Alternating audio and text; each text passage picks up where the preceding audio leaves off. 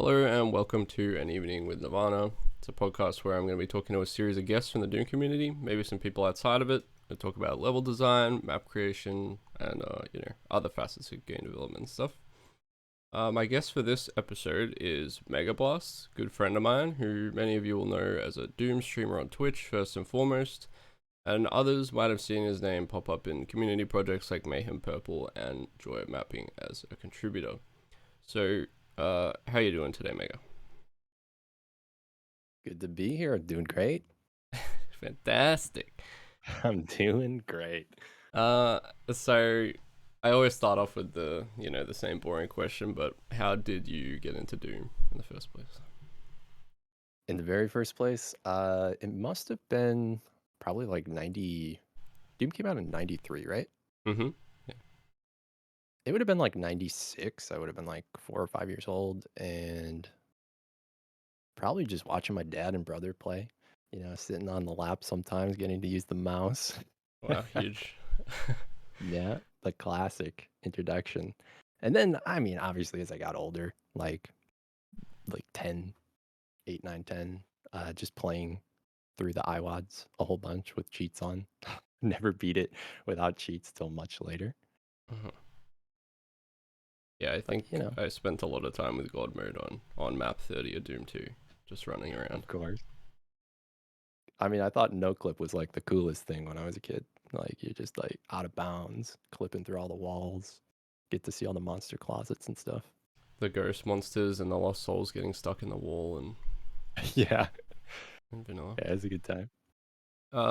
So I wasn't actually around when you first started streaming, but was that one of the first things you streamed, or did you start with something else? Very close to the first thing. It was actually, I think it was Star Wars Battlefront, like the beta for that. It came out in 2015 October, I want to say. Mm-hmm. And I just did one stream of that as like a test for my microphone and just seeing like the whole setup, just seeing if my PC could even stream like a modern game and whatnot. Yeah. And then, yeah, I mean, should I go on to like after that? I mean, because it did go into Doom pretty soon after that, but Was this Star Wars Battlefront stream? Did you get hosted or something for like 100 viewers or something on like your first stream? Was that the that one? was that was my first Doom stream, Oh, which okay. yeah. I don't know if I should go into that this second Yeah, or no, go for it. okay. Well, that was my first Doom stream, and it was actually I was watching Man vs. Game. He was playing through Doom for like some October, like I don't know, like scary month or something. So he was playing through Doom, and then I was looking for something to stream. So I was like, you know what, this looks really fun. He was playing Brutal Doom at the time, and it looked kind of cool. I hadn't played Doom in a very long time, and it was like, this is kind of an interesting mod. I mean, it had free look. I didn't even know Doom you could do free look in at that point. Yeah. So I was like, this is modern. This is kind of cool. And then I hopped on. I started playing it after watching him for like an hour, because I had been looking to stream, looking for an excuse to stream before that. And then I was playing for like 30 minutes. It was like me and him were the only two people playing Doom, and then his stream crashed. Oh. Like, I don't know, like 1 to 200 people came over to watch me, and they just stuck around for the rest of the night. I mean, he did get his stream back up, but it was just like, we were the only two people in the category, and then his stream went down, and people just were like, who else is playing this game? And then, so I met a lot of people that night, and then I don't remember who was around from the very first night, but it was just a very lucky random thing, I guess. But Did it was you great. have like a bunch of problems though? I thought I remembered you saying you had like a bunch of audio issues or like something while this was I going. did have a whole bunch of audio issues, but I don't really remember the specifics. Mm. I remember my microphone dying at some point, and I ended up using some really shitty. It was seriously like a $9 mic I had to go get, that I had bought for who knows what, but it was not what you want to use to stream. And I ended up using that for like an entire year after that night because my decent headset had just shit out I'm right in the middle of the stream. 90% sure the first headset I used to stream with was like it was like an Xbox Live Oh, I headset. remember it, dude. From Overwatch, and we were playing some games together, and you had It a was so bad. classic. Oh my god. Well, like I think there's still a clip on my Twitch channel from when I streamed Swim with the Whales, and it just sounds like I'm like in a bathroom. You're swimming with the whales out there. It's truly awful. I mean, I don't know. I remember I kind of missed that mic when you got a new one for like Yeah, for just like an hour or something. I was like, damn, your old mic's gone. yeah. Actually, I used to. Well, I still do watch Sips. People might be aware of him. Just like Hmm. a guy from the Yogs cast and like a reasonably big streamer. But he used to have a microphone like that, like a really old shitty mic that he used for his YouTube videos, and I definitely missed how that mic sounded. There was something like weirdly nostalgic about those old Yeah. videos. Like it was a bit cozier listening to him with that like shittier audio for some reason. Yeah, there is something weird about it where like it's like I think it's something to do if it's like the first time you hear someone they're on like that shit mic as well. Yeah, Uh you just kind of associate that with the person and it just becomes like I don't know. That's their image to you. that's true. Yeah, I threw my punk rock Xbox Live microphone image down the drain when I bought a. I mean, now if you went back to it, I think I'd be like, "What the hell are you doing?" But Yeah. but it was great. I don't know if you said, but what actually made you want to stream in the first place? That's actually a pretty wild story. I don't know if the Doom people will be uh, familiar with streamers, but like I was actually watching Lyric. He's a very big you're aware of him, right? Yeah, no, I know who Lyric is. Yeah, yeah, yeah. So he was playing DayZ or something, and I was just sitting there watching the stream. I had already kind of wanted to stream, but this was like the moment that I kind of went for it. Um, so I was watching Lyric, and he was playing with his buddy, Shorty guy. I had no idea who this guy was. Um, and then uh, they had like Lyric ended his stream, and I'm like, I'll go check out this Shorty guy because he hosted him or whatever. And then I was just sitting there, and I like watched an old clip because I was trying to just get an idea of who this guy was before watching him. Mm-hmm. But then I watched some old clip of his of him playing, I don't even know, Arma 2 maybe.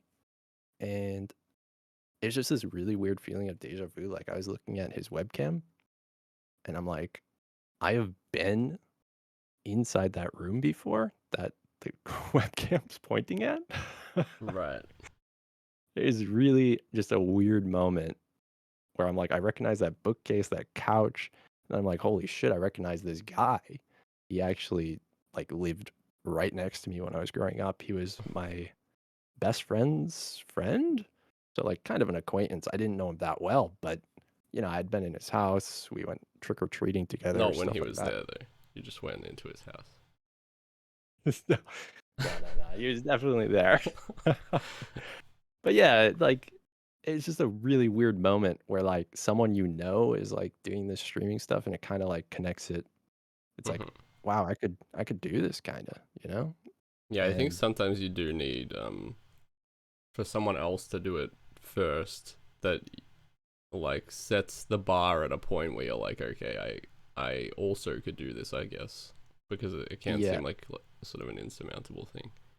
Yeah, yeah, yeah. You see these people with like 10,000 viewers and it's like, wow, that would be awesome. But then like, yeah, if you can connect it to someone like in your life or something and you see them doing it, it just kind of gets you out there.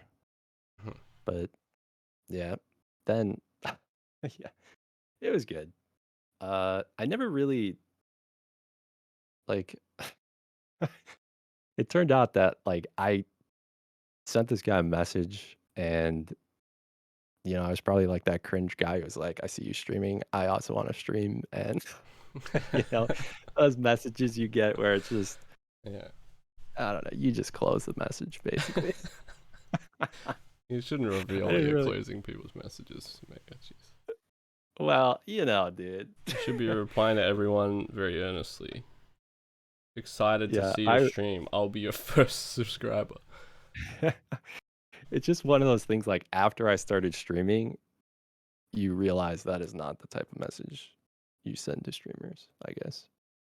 To be fair, he probably read the beginning of the message where you were like, "Hey, I used to know you when you were growing up," and he like thought you were gonna ask him for money. So it probably sounded Yeah, yeah. fine I after mean, that. I talked to him a little bit since, but it was definitely a weird first message. Like I could tell like the vibes were a little off, but Hey, what's lyric like? yeah, it was one of those things like you retype the message like 6 different times and then you send him the worst version of it. uh, Anyway, it was just kind of funny. But anyway, that really did get me into streaming. I mean, he did send me like his OBS settings and like how to use the oh, program and that's stuff. nice. So I mean, I think yeah, you helped me set up my stream when I first started. If I remember true. correctly. Yeah, Um, yeah. so moving on to games, I know you've like always been into challenging stuff. I think both of us, Hmm. in general, tend to angle ourselves towards that kind of content. But like you played a lot of Ninja Gaiden and stuff, which you've sort of revisited on your stream. But what would you say like your first challenging gaming experience was? Um, I think it would have to be like the original Nintendo, just even like Mario Brothers and stuff. Like it's not like the most challenging game in the world, but it is very unforgiving. Like you die, you're going right back to the beginning of the game while you run out of lives. Mhm. Stuff like that and Double Dragon, Ninja Gaiden actually on the original NES, I couldn't beat. I mean, it was absurdly difficult when you got to Yeah, the later stages. I didn't play Ninja So Gaiden, but I played Super Shinobi, which I think was in a similar vein, and was also impossible. yeah, I think I played was Super Shinobi in the same like I think I played Shinobi 3, Revenge of the Shinobi on Genesis. I Is think. that the same series?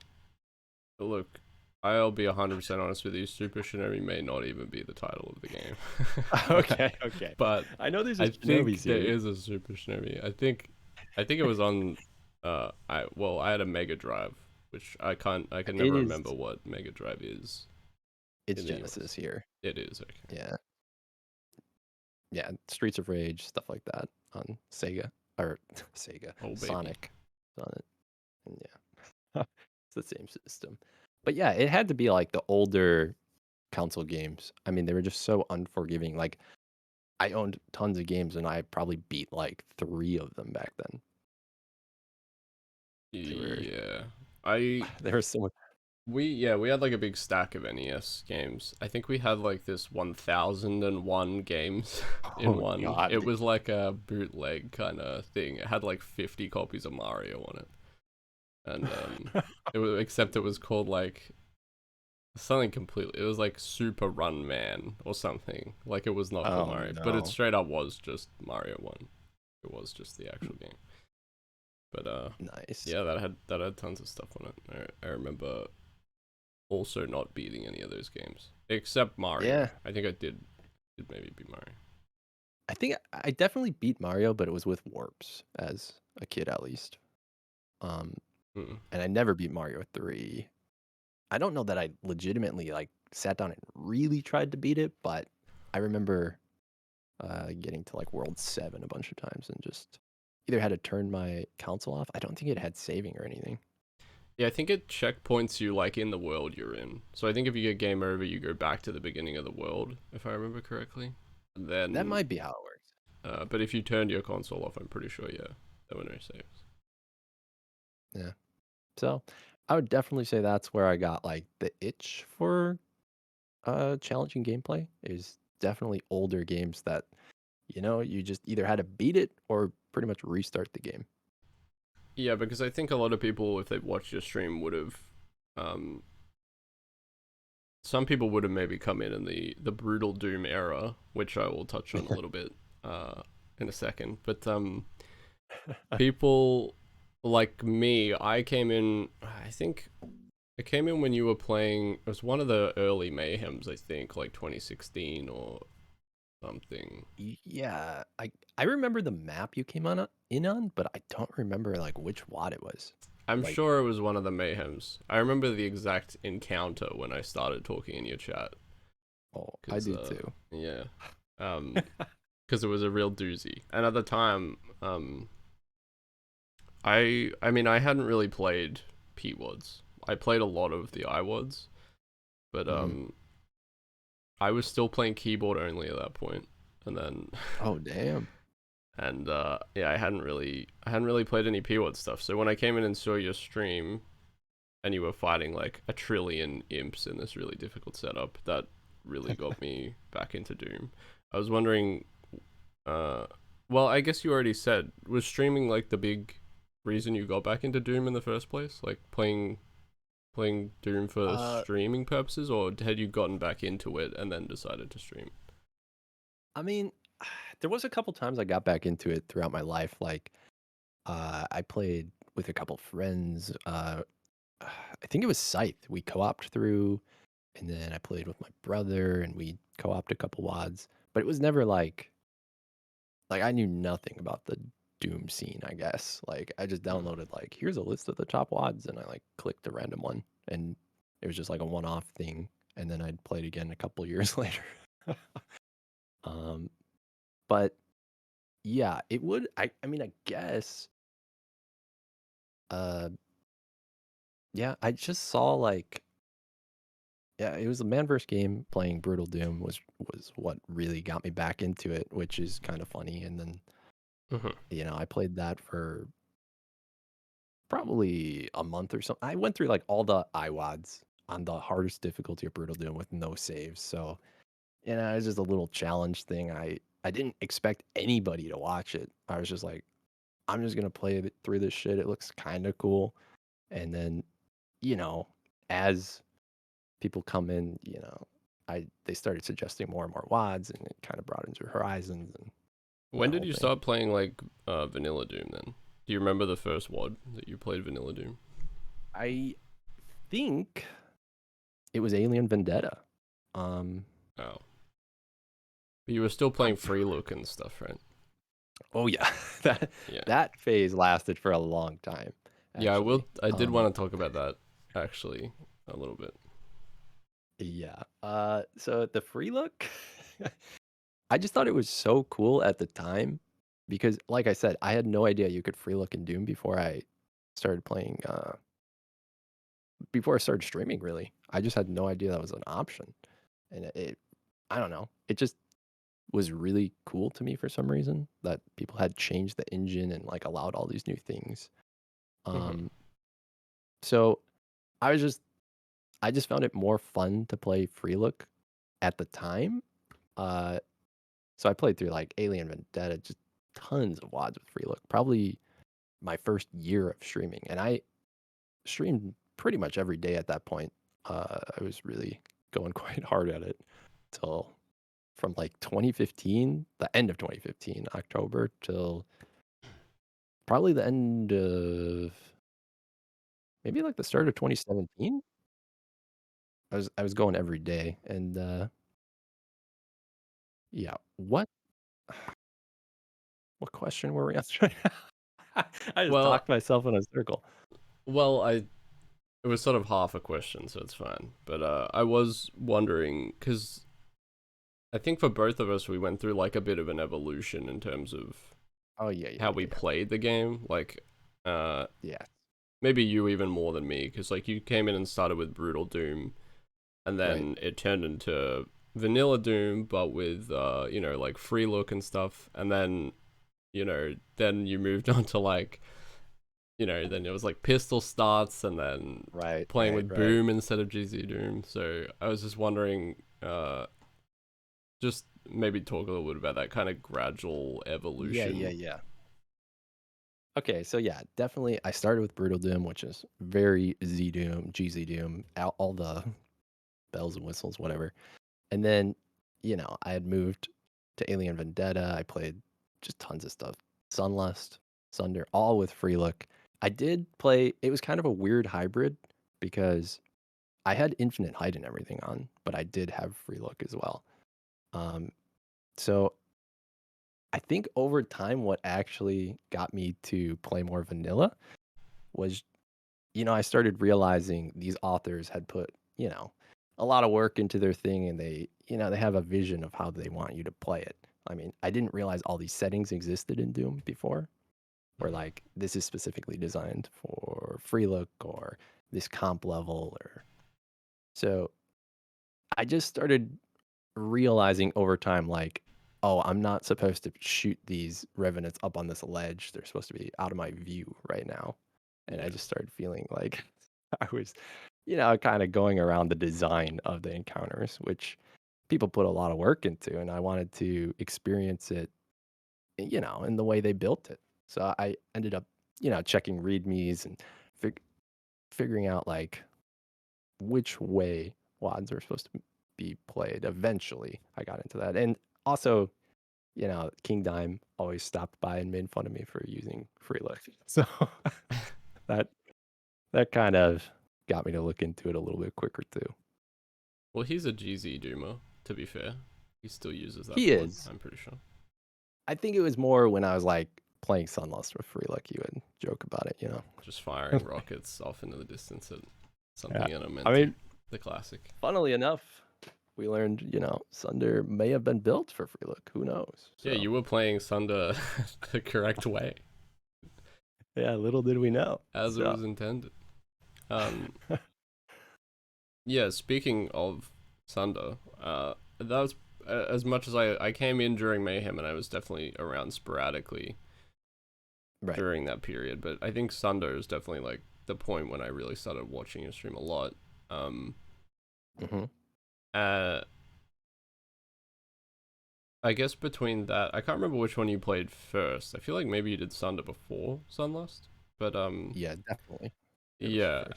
and I think was that was that the first like proper slaughter WOD that you played, and like what Well, I guess what was your introduction to like slaughter content in general? okay. So we gotta rewind slightly. So I did play Alien Vendetta does have a couple slaughtery things towards the end, That's true, yeah. the very end, and that was the first like vanilla PWAD I played. It still had free look and everything, but and then after that, I believe Armored Blood had showed up in my chat, Mm-hmm. and he was like, I made this WAD called New Gothic Movement, and I Yeah. believe he's the one who asked me to play it. And then that was the second one I played, and I just got my ass handed to me in that because I didn't know how to use the BFG properly or anything. So Yeah. like, there's this one map. It's not. It might be even like the third map in New Gothic Movement. I don't think it was too far in, but like you're going through a maze with cyber demons chasing you, and there's like maybe 10 of them or something. I just could not kill them properly with the BFG, and then you know, the people in chat kind of explained how the BFG worked. I had Armored Blood, the map maker, explaining how to, use the BFG, how to dodge makebuses and stuff. That's really where my gameplay took like a huge leap. I had to learn so many things to get through that one. Yeah, I mean, you come from brutal Doom to Yeah. trying to play like that kind of content. It's a bit of a jump. Yeah, it really started sparking some interest in the Doom community. I was like, wow, this is way more interesting than I thought it would be. And I mean, clearly a lot of work put into it. Yeah, did you like were you sort of taking note of the level design aspects and maybe getting like more and more kind of impressed with what the Doom community was putting out? Definitely. So definitely with I mean, I thought it was really cool that, Armored Blood had showed up and I'm like, "You made this shit?" And Hmm. I think that came out, God, I don't know what year it came out, but it wasn't recent when I was playing it. No. But but yeah, I was just amazed that he had made this thing like back in the, I don't know, like 10 years ago or something. And he was there, he was explaining like stuff about encounters and how the monsters worked and that it really got me thinking. And then I think pretty soon after that, I played Sunder, which was I had met Mr. Zzul, actually. I had met him when I was playing Pirate Doom. He stopped by, and then like I got into his stream a Of bit, course. and He's a known Pirate Doom speedrunner. yeah, I mean, I was all over the place. Like anything someone recommended, I was like, yeah, I'll check it out. You know, Pirate Doom, Sunder, this, that. But yeah, so Mr. Zoll was like, you got to play Sunder. And then at the time, he was doing speed runs of Sunder, like saveless. So Mm-hmm. I like checked in on his stream, and I'm like, holy shit, how does he play this Yeah. without saving? Like, and Well, then it's kind of an go interesting ahead. segue into like something else I wanted to touch on, which is do you think that there is like a little bit of pressure for Doom streamers to play like the most challenging content all the time, and like Uh, also using specific ports and settings and things? Because I definitely think when I was streaming, you would generally get people coming in and being like, "Oh, you should play this really hard thing and this really hard thing." yeah, there's definitely a lot of pressure to do it. I mean, it makes sense because it's fun to watch someone struggle through something, I guess. But Mm-hmm. uh, I mean, it really depends on the person. I mean, you get like a random casual Doom player and toss, I don't know, Stardate at them. They're not gonna have a good time. Not Yeah. gonna have a good time at all. Well, it makes me So wonder as well if this like, I mean, I suppose maybe it happens a bit less in the larger community, but it makes me wonder if people learn to dislike Slaughter because they're coming in at it, like they're trying to play it at a time when they're just not kind of ready for it. yeah, I think so. I mean, I do think Slaughter needs kind of a build up to get to. I mean, I guess I didn't really have a build up though. I mean, I played a decent amount of Doom, but I just kind of got tossed. I mean, Alien Vendetta actually is kind of a nice intro, I guess, thinking Yeah, back I on think it. that's pretty And good. New Gothic Movement's not insane, but it is. It's, well, some of the maps are definitely. You Yeah. Gothic Movement's strange because it's like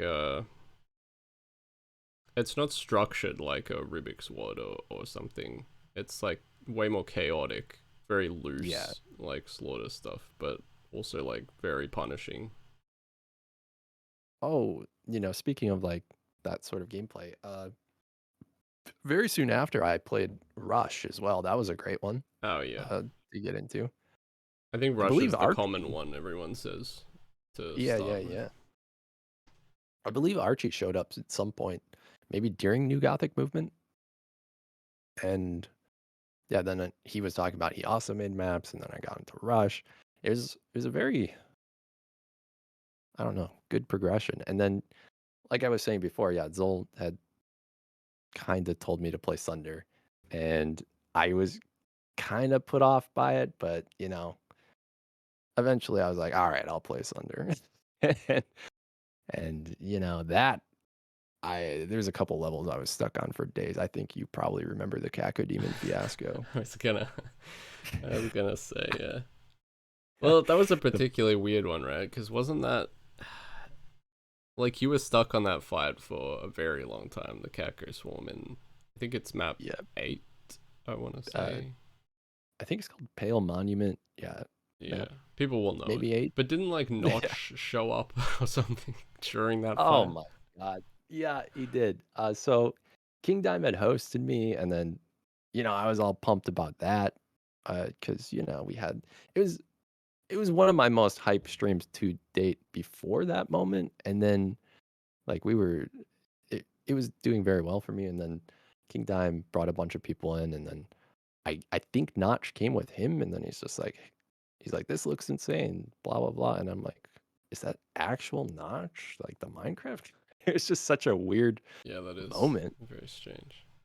Yeah, and then like he followed the stream, and I think he still follows the stream to this date. He popped in a couple times, and it's just always, I mean, I don't know, it's just weird.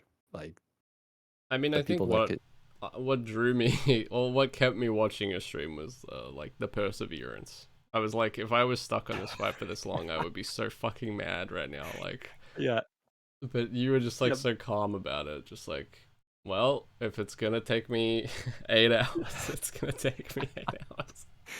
Oh my god. I mean, that Pale Monument fight, I think I was getting screwed a bit by Zedium.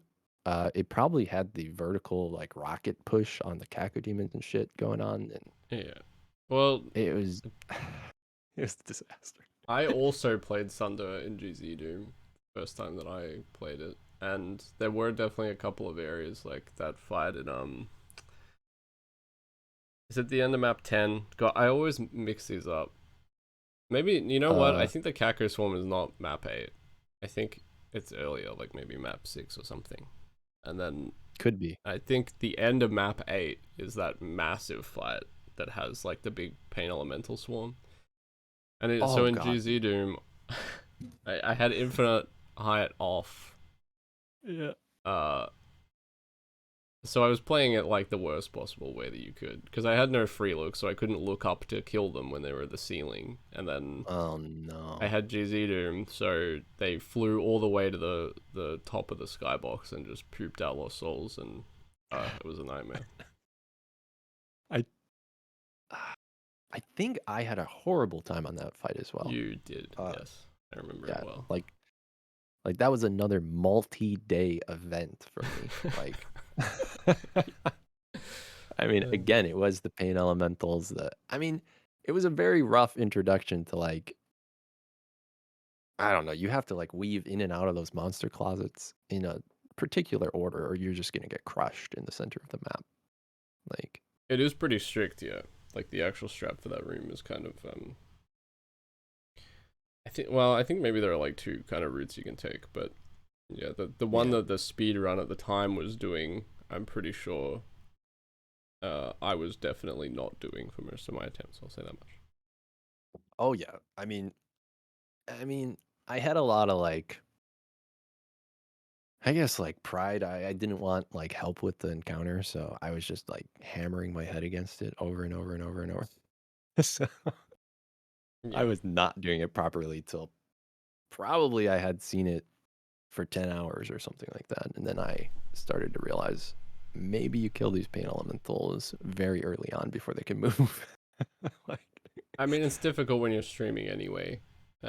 It's a bit of a different experience. I definitely play a lot better when I'm not streaming because oh it's yeah. pretty easy to get distracted and you tend to just Yeah, play yeah. worse by default. True, true. I mean, Sunder was a great experience though. I was definitely not ready for it when I started it. I guess. When did you end up Like, switching to Boom then? What was? shit, that's a good question. Because I can't remember Um, when I switched. I don't know. I'm trying to think. It would have been. Hmm. I mean, I played so many fucking WADs, but yeah, I can't place it right now. I know, like, I feel like I could get this if I thought about it hard enough. I know, like, the I would Japanese like you to community project search was through all really. your VODs and find out right Yeah. now. Right now, I'm going through my brain, racking it. No, I mean it's fine. I There thought was you might know definitely. offhand, but Yeah, yeah, yeah. But there was definitely like one moment where I switched for some reason. Like there was like a thing I noticed was really broken in Zdoom, and I was like, okay, we'll switch to Boom, and then I never looked back. Well, I mean, I do play some GZ Doom time yeah. to time. I think for me, I got stuck really badly on the Cacodemon fight at map 25 of Sunlust, and people were urging me to play Boom because a big part of it was the way the Cacos were kind of getting Oh bounced yeah, around, and it was like screwing up my rockets and stuff really badly, and it made it a yeah. lot harder. I mean, just a little segue, uh, just in case people don't know, like that problem is kind of fixed in GZ Doom now. Like, uh, we had. Well, I had brought it up to GraphSol, but I think you were also in that forum post, right? I A little think bit. I ended up talking to him on Doom World after the Doom World? fact. I think Yeah, yeah, he yeah. messaged me about the problem,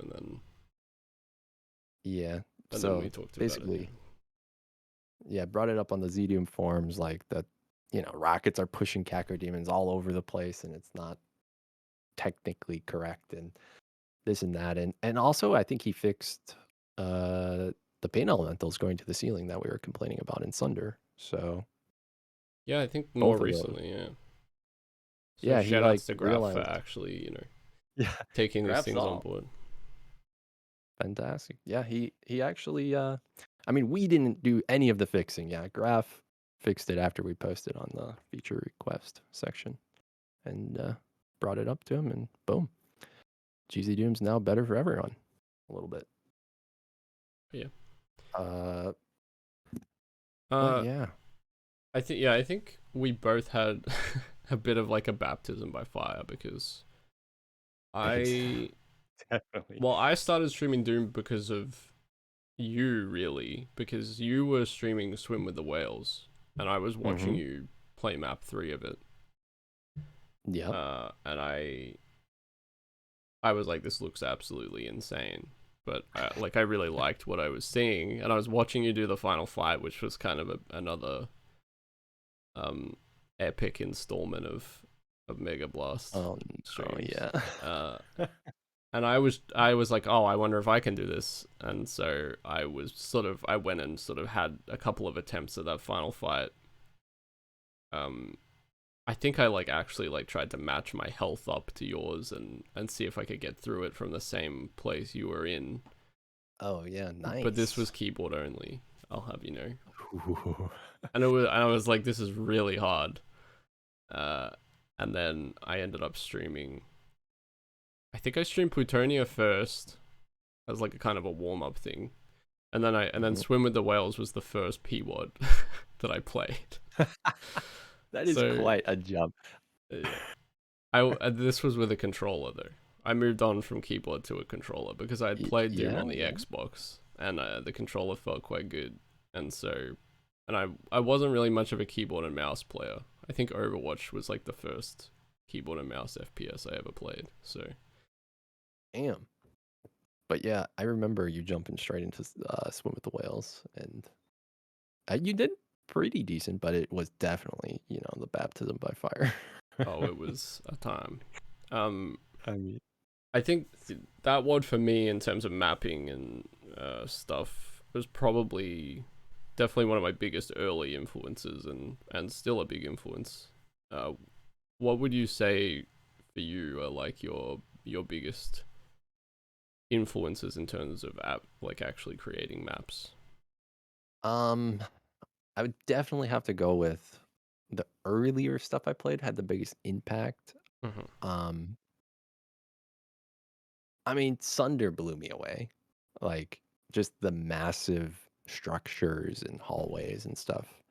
Like, that was a very big moment where I was like, I've never seen anything like this in a video game where you're going through these enormous, like, I don't know, weird fortresses and stuff. And at any moment, a wall could drop down and 500 Hell Knights just swarm you. It Yeah. was just, and the encounter is very well designed in Sunder as well. I mean, you had to actually plan out like a strategy beforehand. That's actually leads me to one thing I really like about Slaughter is it kind of has these set piece type designs where you get to a fight, you can kind of look around. It's like, okay, that wall's going to come down, these things are going to come out of this place, and you kind of like plan it out, and then you try the fight, everything goes horribly wrong, and then you you learn to it's like, maybe I got to swing over to the left here, drag these monsters this way, and Mm-hmm. yeah, Sunder kind of led me into all that. And then I believe after Sunder I actually played the first map of Toilet of the Gods, I want to say, and that Now was that is also uh, yeah, that is a map. yeah, that was also inspirational to me because that opening where you're getting hit by, are they Hell Knights or Barons? I don't even I remember, but think you have they're a Hell super Knights. Yeah. shotgun. They're Hell Knights, okay, but that very mean platforming, it really stuck with me, like the elastic collisions and like, I don't know, something about it, and then getting swarmed by the Cacodemons once you get to that island while you're trying to just survive. Well, maybe that Uh, was when you changed to Boom then, because you wouldn't be getting elastic collisions in GZ Doom. So maybe you played Toilet of the maybe. Gods in Boom. I remember you played it with Smooth Doom. I remember that much. Yeah, the weird thing is though, is I played Toilet Like Gods multiple times because I was basically that was the only map that existed at that time. Because I was playing it like as he made it, as Bendergami made it. If Oh, anyone okay. doesn't know who made Toilet of the Gods, so Well, they didn't listen to the first podcast, if that's the case. Disgusting. okay, but yeah, so Toilet of the Gods, the first map was big. I would have played that one in GZ Doom, I think. So maybe I didn't have to Okay. deal with the collisions, but the platforming was still a nightmare for me at that point. Oh yeah. Um, so then after that, I remember I went straight into Sunlust after map one of Toilet of the Gods. So it was like a power block of very influential WADs. So Sunlust obviously left a big impression on me. I mean, it's very well made, and I really that was the first time I had seen. I don't believe Sunder does this anywhere, but where monsters are like in the invisible cages where you get to like see the setup before you press the button and all hell breaks loose. Yeah, no, Sunder doesn't have any 242 stuff Yeah. because Zebra didn't actually know about it at that point. Okay. That was really influential as well on me. I really like seeing what's going to happen before it happens Yeah, on certain encounters. Like for sure. it like seeing Archvile frozen in front of you and there's like two cyber demons on either side. It's like you're just standing there by that button and it's just like you're trying to think of what you're gonna do, but you don't really have a great plan. But Mm. you can kind of, it gives you much more of a chance than if those just appear out of nowhere as soon as you hit the button. It was really. Yeah.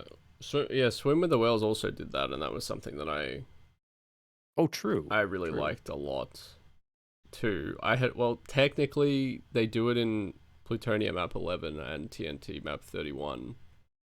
They do. Uh, which I think are both Dario Casali maps actually. I think he actually might have made Egyptian. I could be wrong about that. But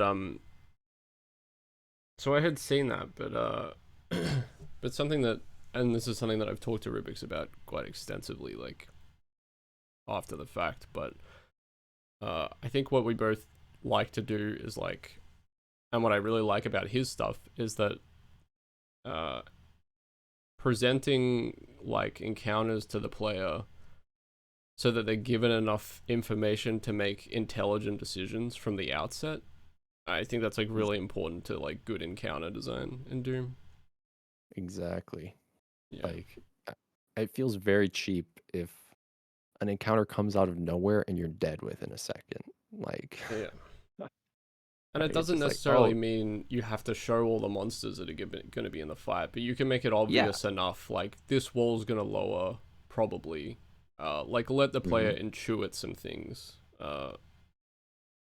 without necessarily like giving the whole game away. But there should be like some attempt to allow the player to like execute. Right. Yeah. And you can still change it up and like throw them off midway through the fight and have something unexpected happen and, Yeah. start teleporting something in they're not ready for or, all the walls come down on the outside and then it's a whole new fight or something like that. I don't know. Yeah, I mean, I think that element of surprise like is important as well. But Yeah. if you're gonna make like something that's really challenging, I think that element of surprise shouldn't generally be used as the thing that kills the player initially. Yeah. Yeah. You know. I agree. It does feel a lot better to know at least part of what's coming. So you can, like, if you can see the most dangerous aspect of the fight, like the Archvile where he's positioned before you engage, it really helps make it feel more fair towards the player. Yeah, because I mean, I think identifying threats is a huge part of Doom gameplay. Like, oh, I need to kill the Vile first, and then the Pain Elemental, and then whatever, you know. Right. I mean, that's a huge part of it. I mean, you see the chain gunner. I mean, sometimes he's not that dangerous, but you probably want to get rid of chain gunners very early on. Yeah, but well, I mean, I guess that's the cool thing about Doom is that all the sandbox that exists for it is that a lot of the time you have to be like really pragmatic. Like, Yeah. maybe the chain gunner in this encounter is the most important target, but then in Oh yeah. another one he's completely useless. Like there's a mank in front of him, so he shoots the mank, so you don't need to worry Yeah. about him. And then Yeah. you know, every single fight, like it just allows you, the way the enemies are designed, to kind of mess with player expectations a little bit. Yeah, it's really fun. Like you get into an encounter and you have to like make a threat list, like Yeah. uh, and just quickly decipher which monsters are the biggest threat.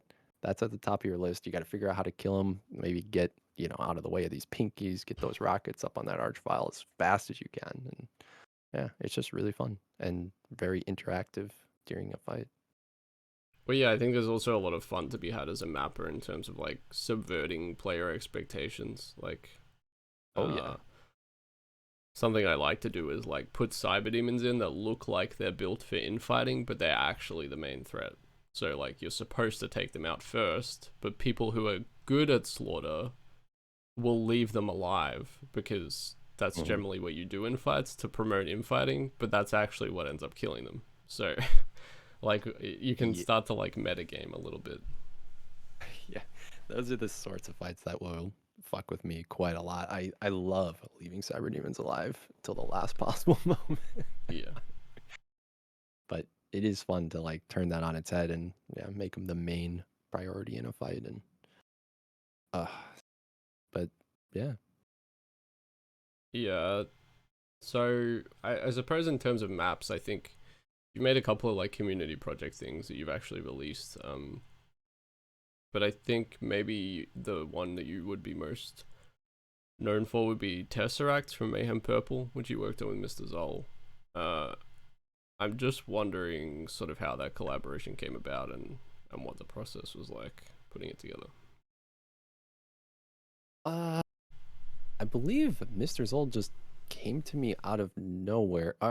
We were talking about Mayhem Purple, and he's just like, I don't really know what to do with this section of the map. Would you want to design some encounters? And I played through it, got my. It was a very difficult map, and I was just trying to like pair up his style, and I'm like, okay, I'll try to fit something in here. And it took me forever to get through like the first two encounters. And then I told him maybe I could do something. It was like some of the first encounter design I did for Doom, so I felt a lot of pressure to I don't know, make it fit with the rest of his stuff. And yeah, so I made, if anyone's familiar with the map, I made it's like the main building, I guess, where you fight. It's like a Hell Knight encounter where you're pressured by arch vials, and then you also have a cyber demon off to your side that you have to kind of dodge by sound. It was an interesting encounter. I probably would change it up nowadays, but I think I remember. I seem to remember it didn't have the vials, and I did the fight by dodging the cyber Oh yeah, blind, and I kind of cheesed it, and yeah, you ended up adding those, I think, later. yeah. Nirvana actually got this fight buffed like 3 times by testing it. Yeah. So, and then it was also funny because I added like 2 arch vials on this pedestal in the corner to, keep you having to dodge the cyber demon in the place I wanted.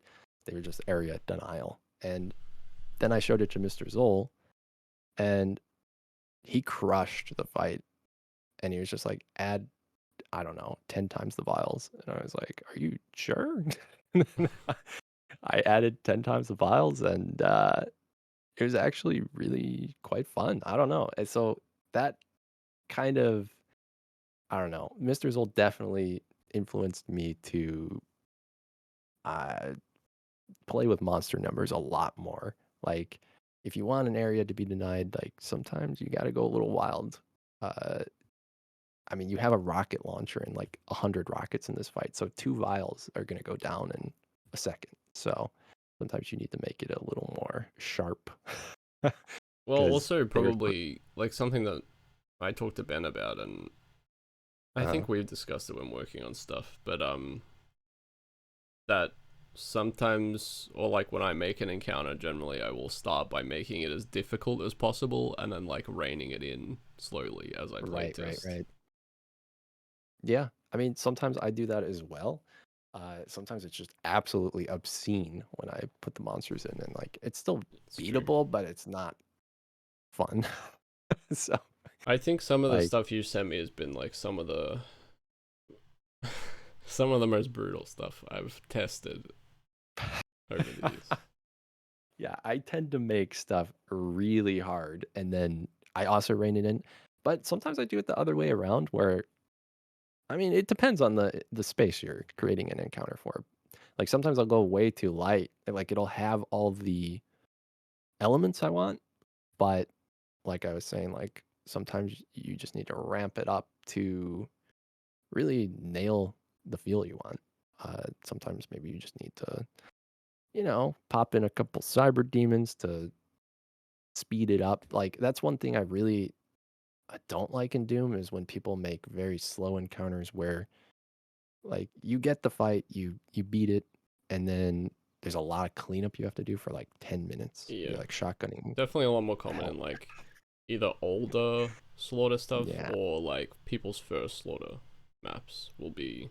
Yeah, you can definitely tell. I mean, if you're super shotgunning Barons to death, something went wrong. Like, well, maybe not always. Like, you could have a tight encounter with Barons, Hell but revealed when there's too. like, Saying. yeah, yeah, I haven't. Oh no, I did play Hell Revealed too. I thought you were talking about what's the other Hell one? The one Holy Holy Hell. hell. I No, Holy Hell is I have. incredible. One of the best things I've played. I still need to play it. It's just one of those things that's always been on my request list that I never got to. You But have to be in the mood for it. Uh you have to want to like just like it's not difficult.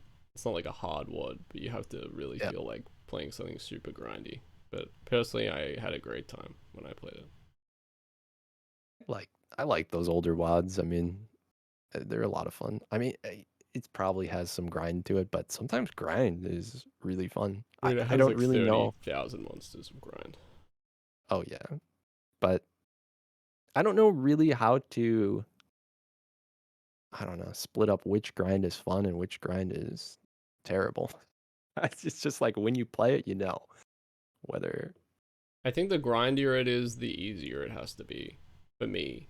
Right, that's true Usually too. speak, like I would say usually there has to be enough of a threat that if I like that I have to move, like there needs to be some element of movement. Uh, Right. but it can't be so difficult that uh, like you're dying in amongst all the grind, and then like you're because you have that problem of like, okay, well, I've like killed 500 out of 2,000 of these things, and now like if I die now, I have to go back, and it takes me back Oh like no, 35 yeah, minutes or something, which yeah. That stuff is rough. I mean, I assume that could happen in Holy Hell, but I think you just drop some saves for that kind of 30,000 monster mosh. yeah, it's not really worth like not mid saving something like that unless you want to really go for the world record UV max. Man, I'm sure that's a fun category. I think I used to put Oh, it on when I wanted to go to sleep. Like when I was really tired, I would put on the Holy Hell UV Max. oh God. How Uh, long is that? oh, I can't remember now, but it's not short. I actually, that is one thing with Doom. I love putting Doom streams on when I'm going to sleep because it has such good sound. I don't know what it is about it. It just calms me. Something Well, about it'll the the monsters. Holy Hell also has the perfect. It has like a perfect arc MIDI. I think maybe it's Chicago Oh, Streets or something. It's it's damn. great, really good. That is a good MIDI.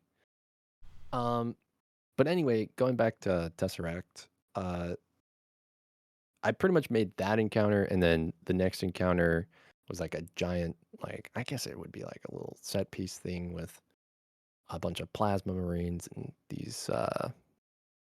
It had like the suicide bombers from Serious Sam. It Hmm. was kind of that was one of those fights where when you're putting it together, you're sitting there thinking this will never work. Like there's no way I'll Hmm. ever beat this fight. And then you get in there and like it was. I think the first time I tested it, it was just kind of, I just liked it. It was a mess of a fight. I mean, you're fighting like a couple hundred of these guys that just explode if they hit you, and your plasma's raining down from this like giant pyramid. But I figured out if you just like ran in a figure eight pattern, you never got hit as long as you kept shooting. And I don't know if anybody who played the map ever used my strategy or not, or if they just lucked their way through it. But that was the intended strategy. There was. There It's was some kind of thought funny when behind you, it. yeah, it's kind of funny when you watch people play through fights you made, or like somehow, I mean, I guess because you're designing it, you like figure out the strategy like instantly. It's like, okay, because you're kind of thinking about it as you're placing the monsters, but then you watch people play it and they just do the complete opposite that you intended. But Yeah. I mean, plenty of people got through it regardless. But I remember hearing a lot of feedback, like people saying, uh, was there any consistent way to get through it and this and that? Feedback in But quotation marks. yeah, they're just wondering, People were yeah, mad. That's what you're saying. yeah, yeah. Like people just didn't know if there was a way to get through it without getting hit, and yeah, it turns out there was, but who knows? They didn't figure it out. I mean, I could go explain it to each person, but Send them each an individual message. yeah, like a fucking whatever it's called, demo. Yeah. I do feel like because I was that actually like the first thing that you made? I can't Well, remember. okay. There was some failed projects. You had If definitely we sent me go, gameplay before that was intended for projects that maybe never got released or something, right? well, there was, okay. If we rewind back to when I was playing New Gothic Movement way long ago, uh, there was some community projects I did for my stream, um, which were, there was two of them. They were both kind of failures, but like they did have some silver linings though. The first one, I had no idea how to map at the time, so it was just kind of meant as a project to learn to map, and I learned a lot. But uh, then the second one was, I believe you were in the second one. Was that? Did you make Oh that yeah, so snow? you're talking about when you wanted to start a community project for like people in your stream to make maps. Yeah, So yeah, it yeah, was yeah, like the yeah. It was like Megablast a community Mega project thing. Blast. Yeah, yeah. Yeah, yeah. Yeah, I These were made two Mega Blasts. if you look on the Doom wiki, you'll see Snow Blast is the name of the map. So it was a snow map for the Mega Blast community project. That was the first map that I published publicly. And it's like Yeah. what got me back into mapping. So you got me into streaming, you got me into mapping again. Huge. I I mean, as much as a failure that project was, the Mega Blast Community Project 2 or whatever, um, you'll also remember Bemused made like 6 maps for that, which is It kind of like a silver started lining. him mapping completely. I'm Yeah. pretty sure those are the first things he made, and I think there were a couple of other Uh, people too who started. well, those maps he made ended up being, obviously they were revamped, but his maps from that community project ended up being was it called Cryogenics? No, I Dank think. Middies was it? Oh, Dank Middies and Line Defs, right? Yeah, yeah. Dank Middies Yeah, and yeah, yeah, Landos yeah. was the first thing he put out. Yeah, yeah, that's right. That's right. Dude, this was so long ago. Yeah, I would have been impressed if Yeah. Cryogenics was the first thing that he made. No, yeah, yeah, yeah, yeah. Okay. That I just was thinking Bemused names and that's what came up. But yeah, Dank Middies and Line Defs, dude. That was definitely the first. Mm-hmm. Oh yeah, it it didn't really, the project never came to be, but it had some silver linings. It kind of got our whole mapping group together as well. Like started, I think that's why I started my Discord and that mapping channel, and it's where I met Ben, Joe, Gami, and all the guys. Yeah. So it was a wild time. Uh I forget why we went back to the mapping projects like way back. Uh, you There mean how was we got definitely back a on the question. topic, or well, I was going to lead into um basically just saying that I remember when I tested for Tesseract, I remember like Oh, being very impressed with uh that first encounter okay, you sent me okay. with the Hell Knights and the Cyber, and because I mean you streamed a lot of Doom, but I hadn't seen you like make maps or anything, and you know sometimes people just make bad stuff. But Right, you right, sent right. me this thing, and I was like, oh, okay, like this guy actually understands like slaughter gameplay and stuff is what it felt like, and like Right, this right, was right. a solid encounter. And then I also remember like when I tested the next fire with all the exploding dudes, when it opened up initially, I was like, oh, this is just like a mess. Like he's just put like a bunch of shit in a room. Yeah. But then when I started playing the fight, I was like, oh no, okay, I get it. Like there's like a strategy to it, and that like he's obviously like Right. actually thought about it. There's a little bit of thought put in there. Well, thank you for the compliments. But yeah, now I remember why we were going back. You were asking if that was the first actual stuff I designed. Yeah. So I did have some old maps for those community projects, those Megablast community projects. I didn't finish them. Um, but like we said, there was some silver lining to the projects. And I believe after that, those were the next encounters I designed for Tesseract. So Well, it was pretty much, it yeah. was definitely my first released thing. Unless I did do an abyssal mapping session once. So we don't I was talk gonna about it, all ask right? you. I was gonna ask you this towards the end. Uh, Shit. I was actually gonna ask how you thought your ass map was gonna like affect generations of Doom mappers to come. I totally forgot it existed till now, really. Um, that map, I was so nervous when I was making it because I I'm pretty slow at making maps overall. Like I hadn't done it a lot at the time. I'm still pretty, I think, like I take a very methodical approach compared to a lot of mappers. Um, so I believe you get 1 hour to make a map in ASS. So I think Yeah. I spent about 45 minutes panicking and then threw the map together in the last 10 minutes. And I think I had to use like conveyor belts and this and that. And I could only use 10 monsters or something. I don't know the limit. It was a very low monster count. And I don't know. I'm happy I made something. I don't recommend going and playing it. uh, Uh, it I was, just remember some stories about that map. But I mean, if people want a mental picture, you were basically running on very tiny platforms that all had conveyor belts on them, throwing you into an instant death pit. And you had to like run on maybe 30 platforms that were all, yeah, were trying to push you off. And all this while is the dodging kind an of arch shit that file. Mega sends me regularly as well.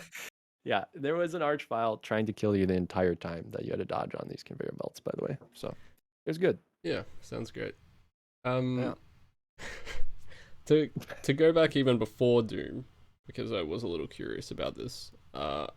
I happen to know that you made StarCraft custom maps, like you were part of that Oh, modding community. shit. And Yeah. this was before Doom, and I was wondering if that was sort of was that like your first foray into modding games, and also like how did the modding scene differ from like the Doom community? Well, it was actually StarCraft 2, but Oh wow, before that, sorry. I mean, they're like 20 years apart, dude. That's true. But um, before that, it was Warcraft 3. Um, that actually taught Wow. me how to program in general, like programming languages. I didn't release too much for Warcraft 3, but I was very much the like I would help. I mean, I had my hands in like probably 100 Warcraft 3 projects. Like I would go in and optimize people's levels and stuff. I mean, Warcraft 3 is an RTS for anyone who doesn't know, like top down, control your little guy. Yeah, and And also where Dota 2 came from.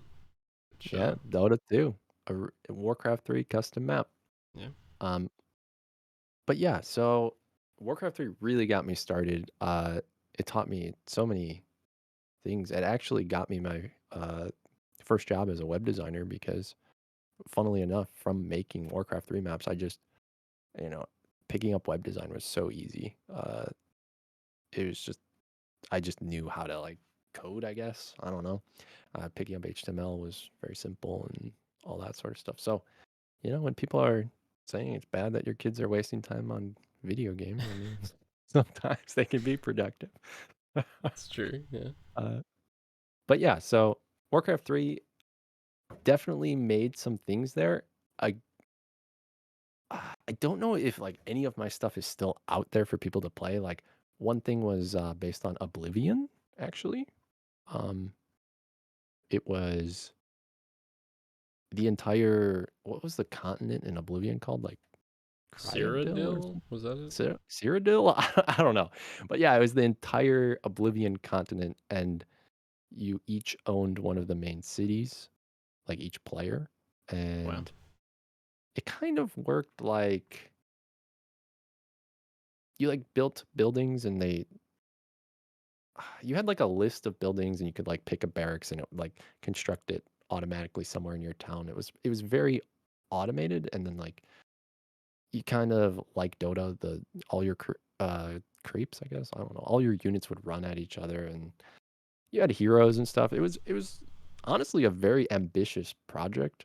It was just me and some other dude who I forget his name because it's been a million years. Wow, this guy getting Uh, uncredited. Unbelievable. dude, I mean, it was his project too. I mean, I was just the programmer. I mean, You did 80% of the work, is what you're saying. yeah, I mean, I did end up. It was like he was like, "Oh, can we do this?" And I ended up, programming the whole thing. But That's also our dynamic a lot of the time. yeah, with the ZDoom content, yeah, it can end up that way. But yeah, and then so I made a bunch of little projects for Warcraft 3, and then StarCraft 2 was, I jumped in there at around like 2012 ish, and I made a ton of stuff there. Most of it didn't get released because the StarCraft 2 engine is obscenely complex. Like, it's like making a whole new game almost, like some of the stuff. But I can tell you about some of the projects quickly that I made with my buddy Aphotic, I think is his name. Aphotic. Uh, but like we had some ambitious projects on this game. One of them, we were remaking like Pokemon Red in Whoa. StarCraft 2, but it was multiplayer. We had an artist that was on board and he was drawing all unique creatures for the game. Like we weren't going to use actual Pokemon, Wow. but it was going to be like the Game Boy game. But multiplayer, you could save between sessions. So like your team would be saved next time you played the level again, and you could battle people. It was very in depth, but it never really got off the ground. And then, I mean, it was pretty. The problem was it was pretty much like making independent video games. These were getting way too complex for their own good. Sounds We had a familiar. Left for yeah, right. We had a Left for Dead style game where you were trapped in like an abandoned apartment, or it was a whole city, but most of it took place in this apartment complex where you could like, I mean, you got to remember this is a top-down RTS, and I had programmed a bunch of stuff, so like it had the Left for Dead. Well, I guess it's not really in Left for Dead, but you could like board up windows individually, like board by board, Hmm. and the zombies would come and hit them and tear each board off. And it was very in depth for just a custom map you played for free. And it had like a zombies per second meter. So like I just tracked how many, I mean, we had thousands of enemies coming in, and you were just using all sorts of skill shots and stuff to kill as many as you could quickly before you got swarmed. It was wave based. It was very cool, but again, never got released because it was too ambitious. So A common thread. yeah, it's a very common thread. I tend to bite off more than I can chew, and we make big things, and yeah, I mean, there was like two more massive. Actually, there is one that I w- I did a lot of balancing work on it. Um, It's a Dota but All on Stars. StarCraft 2, yeah, I You're actually gonna made reveal Dota. your ice frog. But in StarCraft 2, there was one called Magecraft, and it was like, it's definitely, my buddy did he made like a whole physics engine in StarCraft 2. It was I mean, I was just blown away by it. And then eventually, just through talking to him, I ended up doing, I mean, we would stay up till like 5 in the morning every night just doing balance patches for the game. It was multiplayer. You're all on like, just picture like 8 people on a circle, and then you're using like skill shot abilities to knock each other off with physics. So Mhm. you're like throwing a fireball across the arena and hitting a guy, and it was kind of like that one Mario Party game where you like try to knock everyone off Yeah, yeah.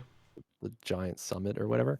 Except, you had, it was obscene. You had like 15 hotkeyed abilities, so you could like grapple, like hook shot to each other, and fling people around, and I think Dota 2 has a custom game mode that's maybe a little bit similar to that now. But yeah, maybe. they probably stole it I from mean, you. we actually stole it from Warcraft 3, so Oh, okay. yeah, it was based on Warlock from Warcraft 3. I'm sure nobody in the Doom community knows of it, but maybe. But yeah, that's one that actually got released. It's totally broken now. In fact, I still get messages every now and then, people telling me to, like, can I come back and fix it, or can my Fix buddy your come back and fix it? stupid map. It's so broken, dude. You load it up, and the whole screen, the UI is like all over the place, like blocking half the screen, and it's all fucked. Can you But even do anything with it now due to the Blizzard thing? Where I they, think I can. Yeah. I thought they screwed over all of the people who made. Or was that Warcraft 3? Are you talking about StarCraft 2 at this point? This is StarCraft 2. Yeah. Yeah, Was it Warcraft Warcraft 3 3. where none of the custom content's accessible anymore? I think they did finally fix it, but it was for a while. It was all Oh, broken. okay. But they did also break this game that my buddy made, this Magecraft game. It was totally fine. It was getting like kind of popular, and then all of a sudden they just patched StarCraft 2, and it was completely broken. And neither of us wanted to fix it because it would have taken hours, like days even. It totally fucked the game. It was kind of unfortunate because another kind of cool fact, this Aphotic guy got contacted by Blizzard. They like, one of the Wow. employees really liked the game, and he wanted to like feature it and write a blog post on it, and uh yeah, it just all kind of fell apart. And then it broke. Oh, that sucks. Oh, Yeah, the man. whole game broke, and it was just so demoralizing because we finally got it to a point, and then the patch broke. I mean, he put so much work into it, and I was, you know, I was also helping. It's just one of those really unfortunate timing things where like Mm.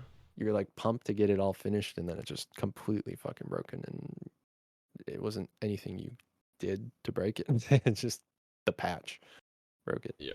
I So mean, I think, yeah, I guess one of the things with the Doom community, why it's probably still going so strong is actually the lack of patches, maybe. Just yeah, having such a stable, like, it is old base very, to work on. very stable. That is really cool. How you can go back and play a WOD from the 90s, it works fine. You can Yeah. play a new WOD. I mean, just all the content works. There's really no, I mean, if as long as you can find the WOD file, you can load that shit up. Yeah. It's amazing. Uh, Um, oh, sorry, you go. Did you have more to add? well, I was just gonna say, I mean, those two games really got me into it, and then I did some independent stuff. I tried to learn Unity. It went not that good, and that led me into. I mean, I guess as a kid as well, I really did want to make Doom maps. I'm just going back. Hmm. Uh, like I remember I had some CD or maybe it was a floppy. I don't know. It was like the Doom construction kit or some shit, and I could not figure it out as a kid. It was DOS based. It was awful. Yeah, I mean, I'm sure it was great at the time, but I was like 10 years old. it probably I wasn't could, great. Like I used Doomcat 95 and it was not great. I can say that objectively. well, I'll tell you, it wasn't made for children. That's for sure. I was clicking around. I mean, I thought would be so cool, even just like move the monsters around or something, even in the IWAT levels, but I could not figure it out. Um, It does I don't know seem if like it a lot ran of people just properly. have that itch though of like when they're playing a game, like they're already on a trajectory to end up sort of making their own content. Because like Right. Scotty said that he had edited like Red Alert, like the rules.ini file, which I did the same Okay. thing. And Yeah, I mean, yeah, I did too.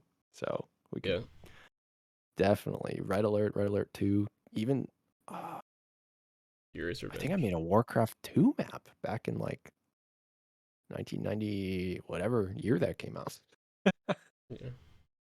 So Well, I used I've to. always, I'm pretty sure we've.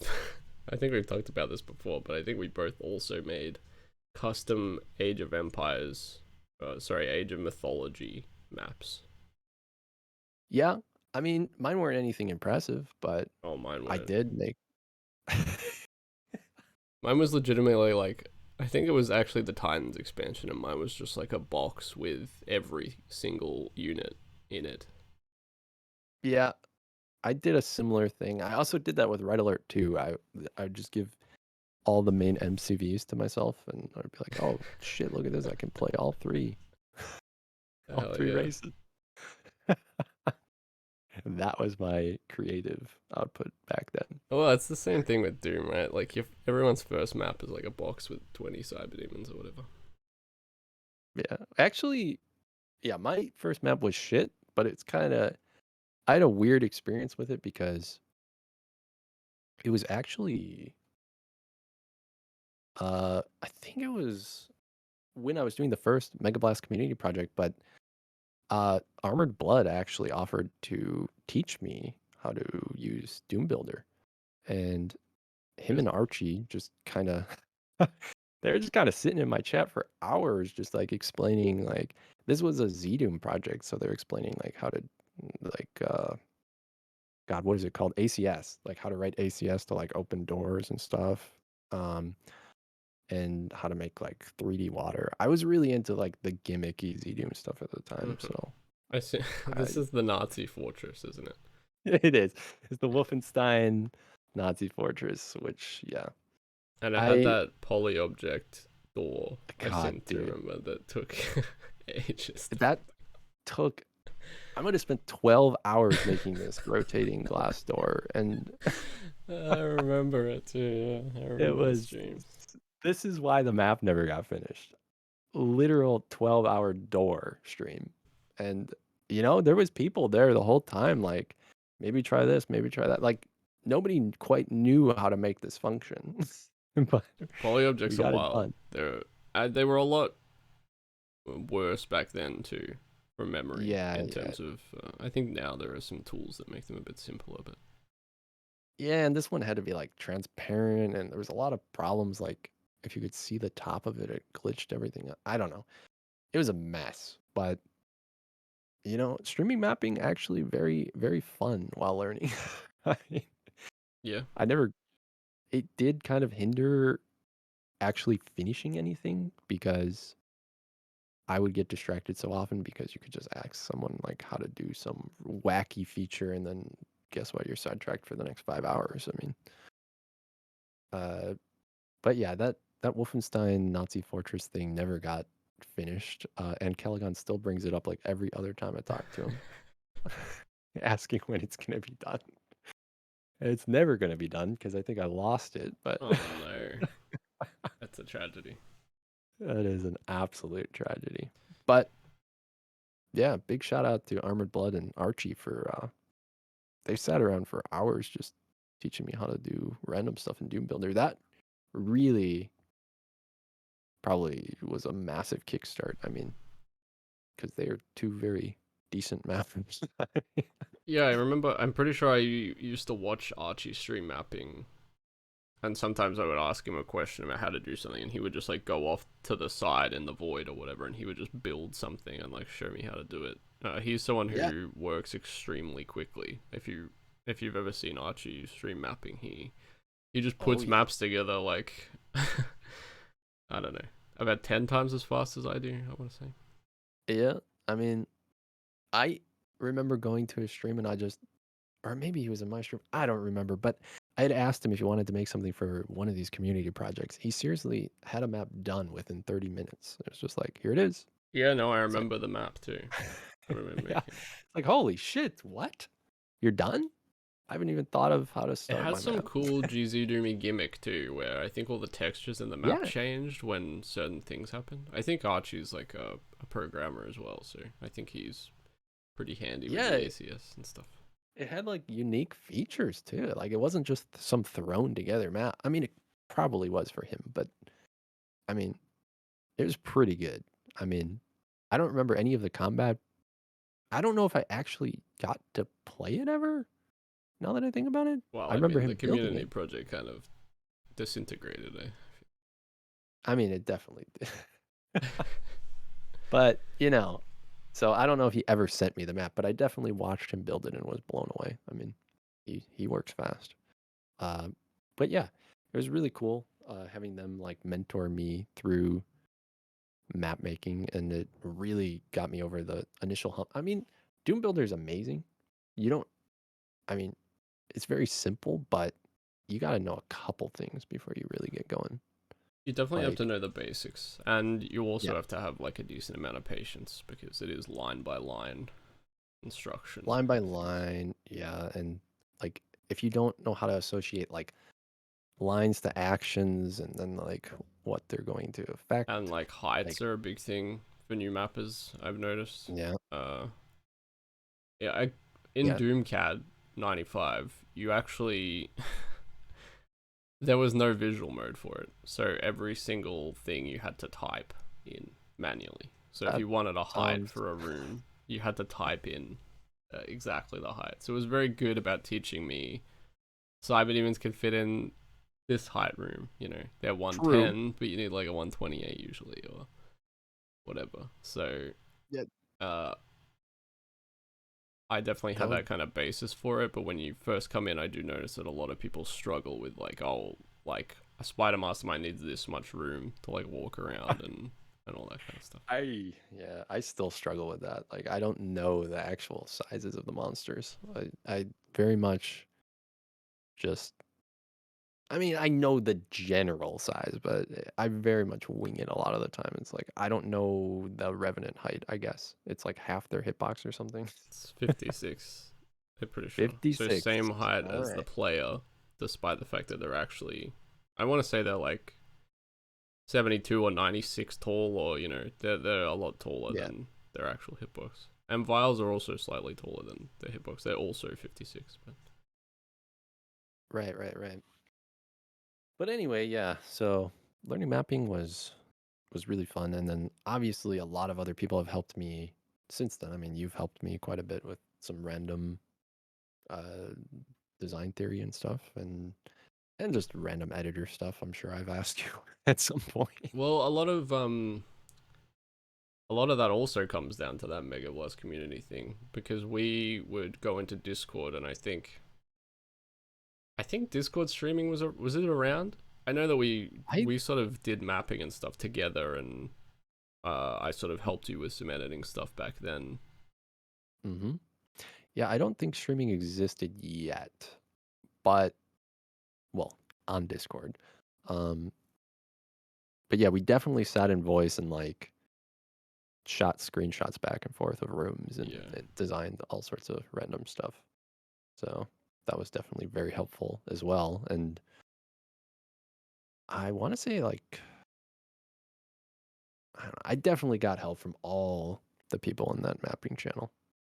So, like Mr Zzul, definitely, I remember them hopping in and telling me how to do a few things. Benjo probably helped out at some point. Benjo got me. Mm-hmm. Right?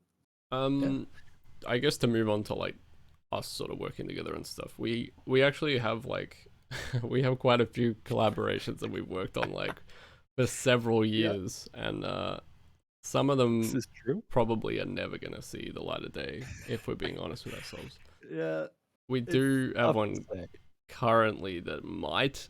I think it will probably get finished because we actually have like quite a lot of content for it. Mm-hmm. And I guess like what I generally like, we're on a pretty similar wavelength when it comes to games in general, and I think like what I generally enjoy about collaborating with you is that we both play like a massive variety of different games, like from across like a huge amount of genres. Like, you know, we both Yeah. play like Dark Souls, but we also play like, you know, Dota and RTSs and Doom. Like, we play just sort of anything that we sort of Yeah. find enjoyable without really worrying too much about sticking to one particular thing. Uh, I was wondering if you think having like that sort of love for like a lot of different types of games helps you like with your mapping and like game design in general. I definitely do think so, yes. Like thinking back, probably I would say like Zelda and stuff, like the whole, you're going into like a temple or a dungeon and you're going through and there's not really like set piece encounters, but there's a boss at the end, which, I like to think about that sometimes when Doom mapping, like kind of like a boss concept, like the final fight in the map. Like you go through, you collect all the key cards, you get all the weapons, and then at the end there's some big finale. It kind of reminds me of like a Zelda type dungeon or Dark Souls, obviously big influence, and just I love the level design of Dark Souls 1. I mean, it's very iconic for me. Mm-hmm. Um Well, yeah, these the like Dark Souls has already come up in both podcasts I've done where I oh talked to shit. Scotty and Benjo. Dark And Souls I think it podcast. is just gonna come up over and over again, really.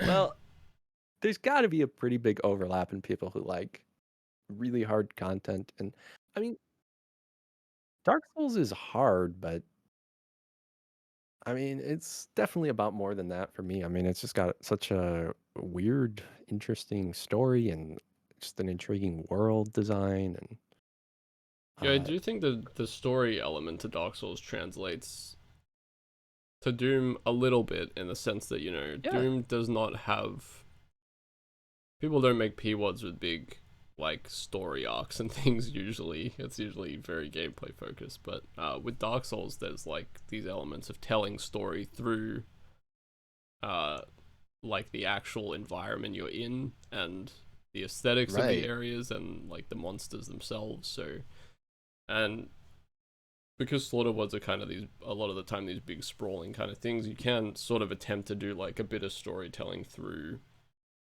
like what the maps are. Like Rubik's talked about how Sunlust is like kind of this journey down into like the depths, and you're kind of going further and further down, and like you can see Mm, that through the maps as they progress and like feel that story in the background, even though, you know, it isn't right, necessarily right. like a storyline with like characters and dialogue and stuff. Yeah, I mean, telling a story through the environment is, I mean, even if it's just like a hint of a story, a tiny thread, it can really add to the experience and yeah, just the feel in general. I mean, I love that sort of stuff. It's really cool in Dark Souls, and I definitely would like to do that with my maps. I need to focus on it probably a bit more, um, because I like to feel like you're heading towards a destination, or uh, yeah, I like to at least have. I really like in Doom maps where basically you're going through the map and you see like some really cool set piece, but you can't quite get there yet. And maybe you have to like wrap around the other side, go through like 3 or 4 more encounters before you finally get to that room where it's like, okay, I'm finally here. This is going to be the cool fight. And Hmm. maybe it is, maybe it isn't, but I think Magnolia 3 does that. Like that's one of the more memorable like um examples for me of that. There's like this area with big red pillars that you can Mhm. see throughout the early stages of the map, and you don't I get there think I until know what. much later. But Yeah, yeah, yeah, yeah, yeah. yeah, I always remember that. Yeah, like that foreshadowing is really, really nice. I tried to think about that a lot when I map like how can I have this area overlook that one? And I mean, I need to put it into practice more, but definitely one of those big pillars I think about. I mean, I would say the things I focus on most are like environment, the environment being dangerous. I really like. Yeah, Uh, yeah, like overlooking either previously visited parts of the map or foreshadowing new ones. I really enjoy that sort of stuff. Um, and I really like this is something I've been getting into more recently. Is like reusing previous geometry for like a different use. Like maybe you use some pillars to dodge an arch file, but then you come back through and maybe you platform across those pillars. yeah, I really Like like that too. Like I think it yeah, makes spaces feel like a lot more organic, and right, right, right. there's something satisfying about like compacting down gameplay elements into the environment. Like for instance, Fractured Worlds 4, uh, the final fight of that map, you look like you teleport into the arena, and then there's like a bunch of pillars with Hell Knights and Barons in like a big pyramid that's sort of being lit up. Oh, right, And yeah. then they What? start to lower down uh, in front of you, but they're teleporting in behind you. So like the enemy teleporter is integrated into the actual space, which I was really sort of happy with because Yeah, I really like that kind of thing.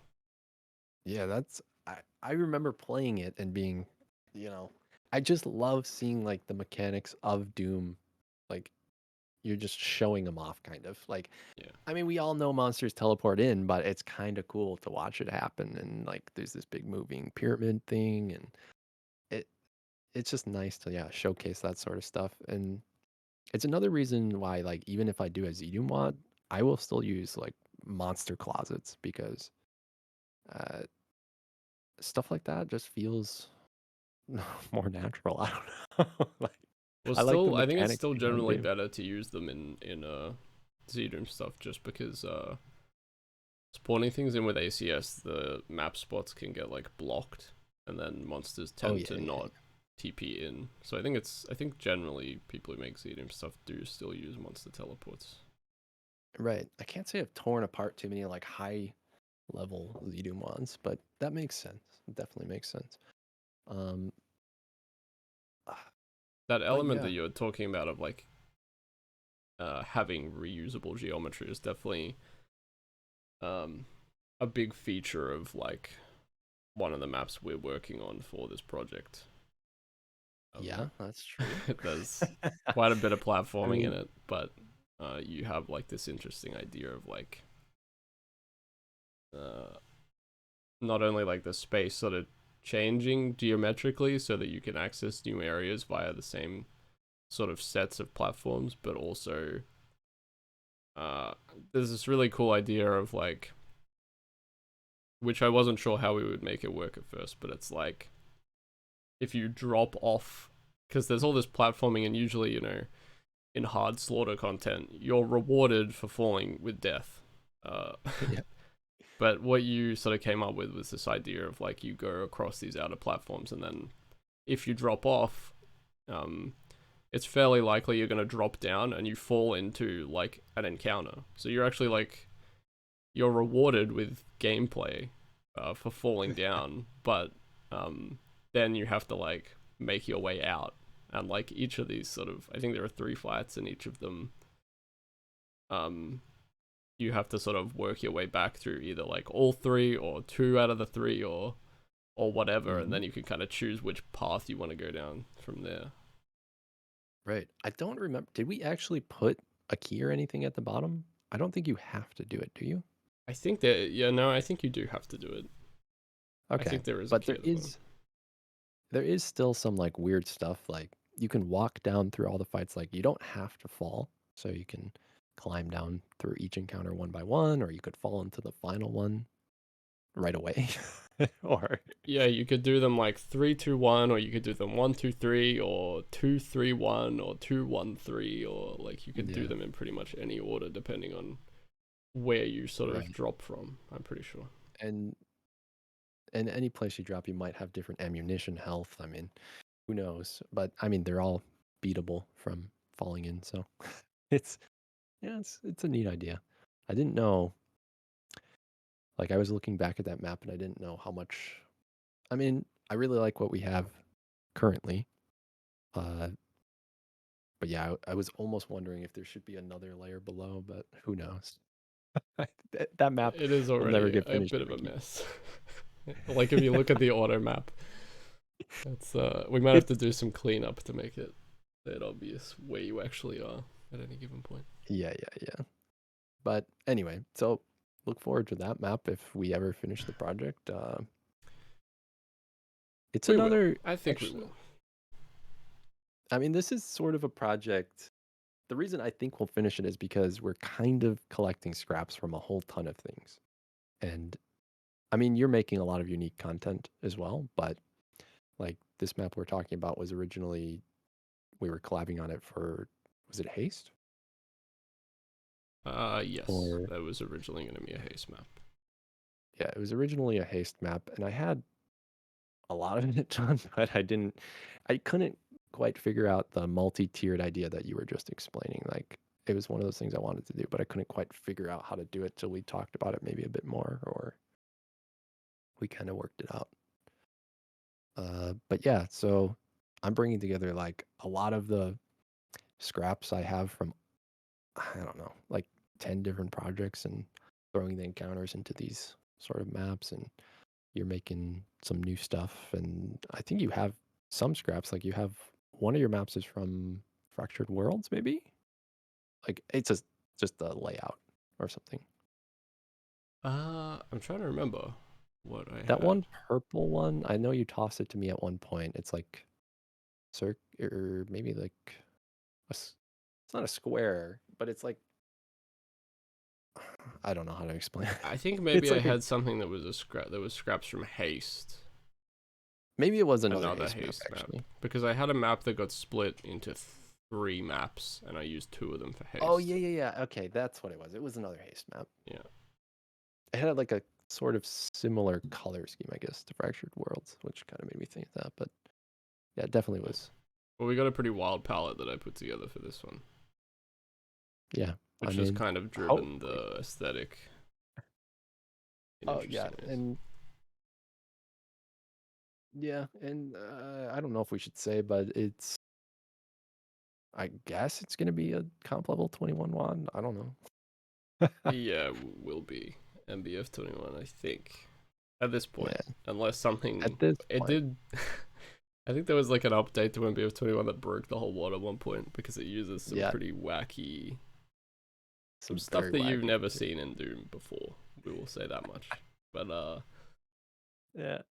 it So it did completely break, but I think it all works now. And also, there is one map in particular that I've been working on that has gotten completely out of hand, and I know exactly what you're talking about. it's I don't know definitely really how. cool. But that yeah, uh, Yeah.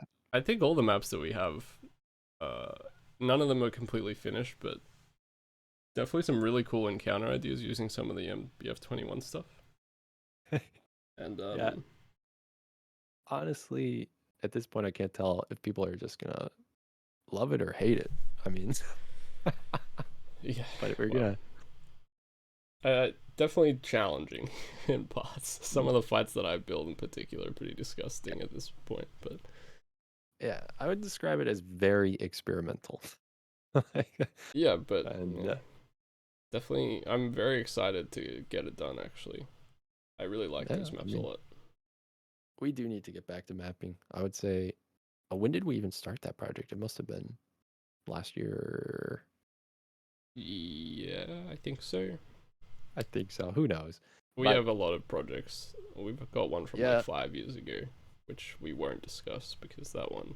we won't discuss it, but it does involve Z-Doom and It's a UDMF project, which people may be surprised to hear, but it also does a lot of absolutely insane things. But I don't. That one of the many Megablast too ambitious to finish projects, perhaps add it to the yeah, list. there's a couple. Yeah, there's a couple mechanics in that WAD. I won't say what they are, but you know, Nirvana had like kind of joked about like, is this even possible? Can we do this? And I ended up doing some ACS wizardry, and turns out you could do it, and maybe you shouldn't do it, but we're I doing it. think between the two of us, we had quite a few moments of that though, where I would be like, "Can we do like this thing?" and then go into like decorate or whatever, and Yeah, then you'd be in Z script, and then between us, we kind of managed to pull these things out that like, yeah. Like we would both agree we shouldn't do them, but then they just kind of happen. It's like, oh, it turns out it actually wasn't that hard. God, the two major things for that. We shouldn't even get into it. It's too much of a No, can of yeah, worms. But suffice it to say, it's a you will never find out because we will never finish yeah. This WAD's never coming out. it. There's very few people that know about it, and But it does sort of bring me to a question I had, which was that like it does seem that whenever I work with you on something, there is like this need for you to like innovate.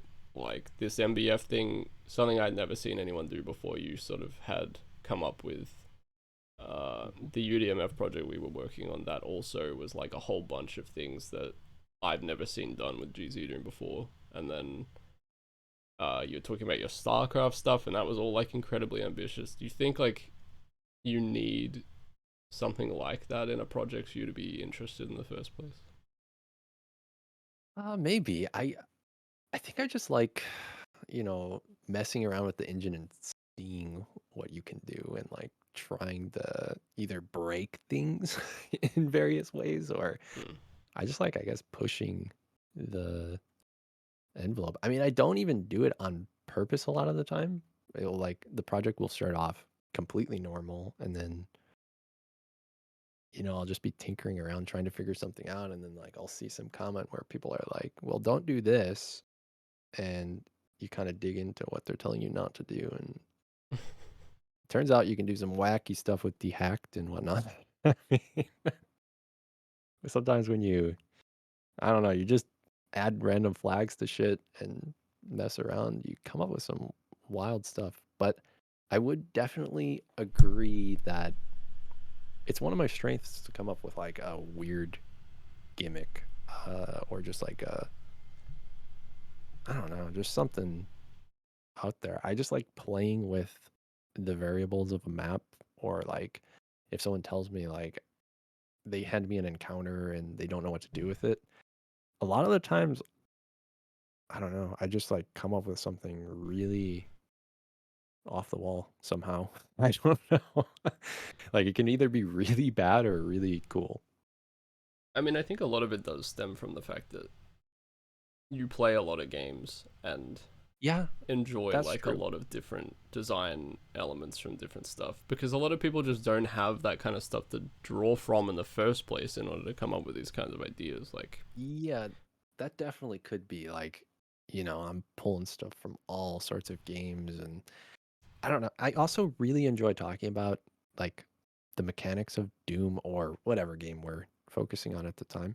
yeah, But like I really love getting in in-depth conversations of like where you like ask if something's possible, and then you kind of just pick at it and see if you can get any part of it to work. Someone I end up doing this a lot with is Ribix. Uh, we like to just shoot the shit, picking at random mechanics and just seeing if something's possible. And yeah. a lot of the times it is somehow in the Doom engine. Somehow you can get it to work. Yeah, well, I think a lot of the impetus for him for making stuff, especially these days, is like, I mean, he just likes to break Boom. Like, he likes having the Yeah. limitations set up for him, Yep. and then seeing what he can, like, how far he can, like, push those limitations. Yep. No, he definitely does.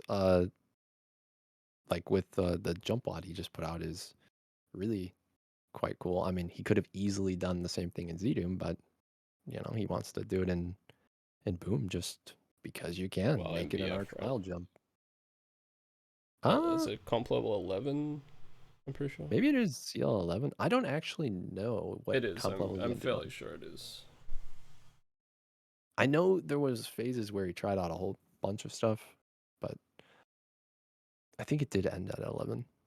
I think that is the case. Could probably just look at But the yeah, thread and it would tell me. but yeah, I really like. I mean, there was a time where I asked him why not just do this in Zdoom, but then hearing his response, I do really respect the like, I guess perseverance to make it work in Boom. Like I find that really cool. Like he's like hijacking an arch file jump on mouse click to give you a jump mechanic, and yeah, it's janky, but it's really unique. I mean, it's Well, just there is cool. something a lot more. There's something a lot more like visceral and like tangible about the way that like Boom handles these kind of scripting elements with voodoo closets and stuff. Like you get to watch Oh yeah, it working mechanically like a little machine that you've built, as that opposed to is like GZ Doom or UDMF rather, where you do it all with coding. Like it's not really something that yeah. I got into until I started making Fractured Worlds, and I that's sort of why that board is so much more like laden with gimmicks than my other stuff, because I was really starting to like be like, oh, you know what, like I can actually build stuff pretty quick with voodoo closets now. Like it's not actually too difficult for Yeah. me to like throw these complex ideas together, and then I was starting to actually like have a lot of fun with it. Yeah, voodoo closets are very interesting. I used to think, I mean, I've gone through a lot of phases with Doom, but I used to really despise voodoo closets. Like every time I had to make one, it was just like, this needs a voodoo. This needs to do two actions. And it just took me forever to get anything done. And then, like, once you kind of embrace them, like you're saying, the visual style of, I mean, they're definitely not more efficient or anything than coding, but I feel like it's maybe more accessible because, like, for people who don't program or whatnot, because you very clearly see, Doom guys going down and hitting each action one by one, then teleporting to the top.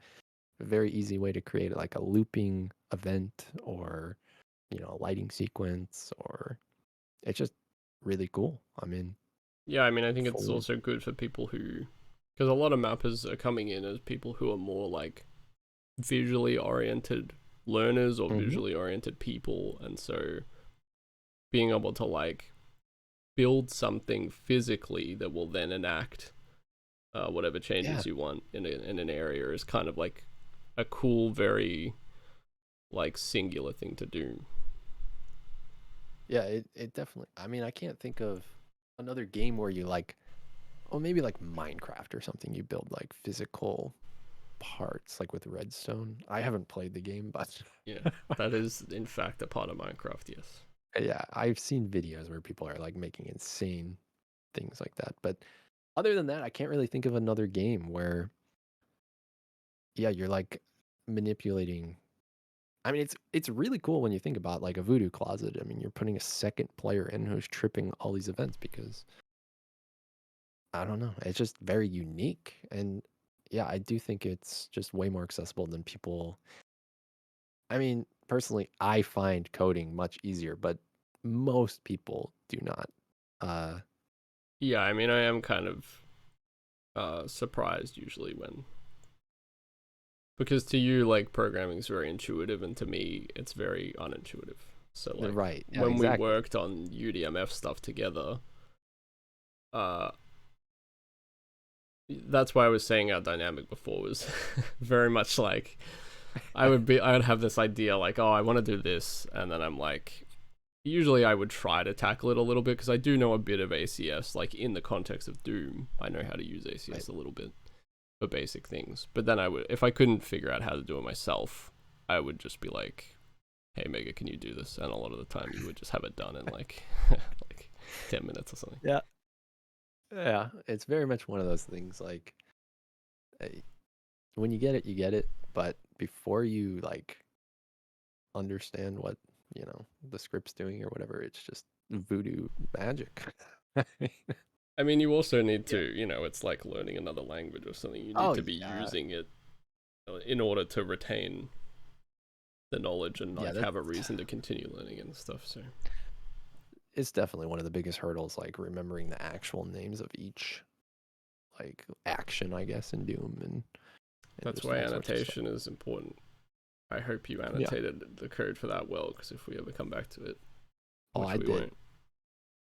Dude, I did for sure. I was writing like just messages to future me. Like, please don't forget how this works. Oh god. I think I But had like yeah, a bunch of notepad documents and stuff. yeah. It was a mess. But yeah, voodoo dolls are definitely. I mean, they've grown on me a ton, and I think a lot of it is thanks to Rivix and just us talking about like various Doom things and getting like wacky stuff to work. Um, I don't want to talk about any of his unreleased stuff, but he's done some very complex voodoo things, and Well, Rubik's is they're he's one of those people who I'm pretty sure he must have like 1,000 maps that he's put together just purely right. for like uh testing one concept or one gimmick, like just proof Oh of yeah, concept kind of maps that he will throw together. Because usually it seems like it's quicker for him to be like, oh, well, I'll just show you what I'm trying to explain or whatever. yeah, yeah. A lot of the times when I'm talking to him, if we're like discussing like I don't know what to use as an example. Well, I guess like the bounce walls from Wormwood. Like if we're discussing like a mechanic like that, we'll just shoot maps back and forth. Like maybe this works, maybe that works, and very small. They're very small maps. It's like a Startan room with one voodoo doll in it, and we're throwing things around and just testing out a bunch of different dehacked flags and seeing what we can come up with. And like that stuff's just really fun. I don't know. Oh, I've seen your Star 10 rooms. Yeah. I've Hey, received you these know, maps many times. I was shocked. I mean, something was just funny about when I first started talking to Rubik's, like him sending like maybe like an encounter idea or something, but it was just weird seeing a Rubik's encounter in a Star 10 room, just like on its own. Yeah. Like he's like, test this out, and it's like, I mean, obviously he's gonna have, he's not gonna texture the whole room to test an encounter, but for some reason he just does. He's such a good mapper that he I just think he it's is just sort of known fun for to his see. aesthetics as Yeah, well. it's just funny, to get a Star 10 room with an encounter, and it's a good encounter. I mean, just so Um, out of place, I guess. I guess like despite the fact that we both play like a billion other games and tend to draw from them, we both do sort of end up coming back to Doom um Mm-hmm. in the end. And I think we've talked about this like quite a lot, but I just wanted to get your thoughts on like what you think it is about Doom that uh continually brings people back and still kind of captures people's imagination in 2022, like what is it, like 30 years later or Something like that. almost 29 um, years. So next year's the 30th anniversary. That's crazy. God damn. Um, I would definitely have to say, well, number one is the community pumping out new content all the time. Once you're in, you come back and it's like, okay, it's been a year, and then there's five new, or I mean, way more than five new WODs, but at least five projects that like catch your eye, where it's like, oh damn, that looks really cool. And then beyond that, I mean, the actual game is just very well constructed. I mean, the random elements, you would think that would be bad in a video game, but like the random damage values and stuff add a lot of like, I would say they add like a story to each attempt and stuff. Like, you get hit by a revenant missile, maybe it does 20 damage, or maybe it does 80 damage and just Yeah. totally ruins your entire run. Definitely from like a streaming perspective as well. Oh yeah, for sure. I mean, it's exciting when you get that low roll or No one talks about the low roll. Actually, I don't want to well, keep talking about Rubik's, but it's something that he always mentions to me is no one ever mentions the low roll Revenant rocket. It's always only the 80, but they never right. talk about. I actually specifically remember when I was playing Sunlust. Mm-hmm. I was doing like my saveless run, and it was like halfway through the map, and I got hit by or halfway through one of the maps. I can't remember. It was like map 16 or something, and I got hit by two Revenant rockets, and they were both absolute bottom rolls, like 10 damage or whatever, Damn. and I would have died 100%. So there you go. There's one story where it actually happened. Yeah. I mean, I tend to notice it when like you're very low on HP at the end of a fight, and like you just kind of get clipped by that final rocket or imp fireball or That Hell never Knight fireball. happens to you though. You always die. You're always like, well, I think the fight's over, and then you die. That's every single. Okay. There's that one It clip does from tend- Sunder. Probably maybe one of the reasons that I ended up watching your stream is you. I can't remember what map. It's like the I starter think it map. was 2, 3, 4. So it was early. Oh, It's the start. or It was it? might be the starter map 5. I think it's maybe the starter map 5, something like that. Is that the one where you're like in a courtyard kind of at the start? And I don't know how to explain it actually. Never mind. Actually, no. I think it's the starter map 8. I Maybe. think it was.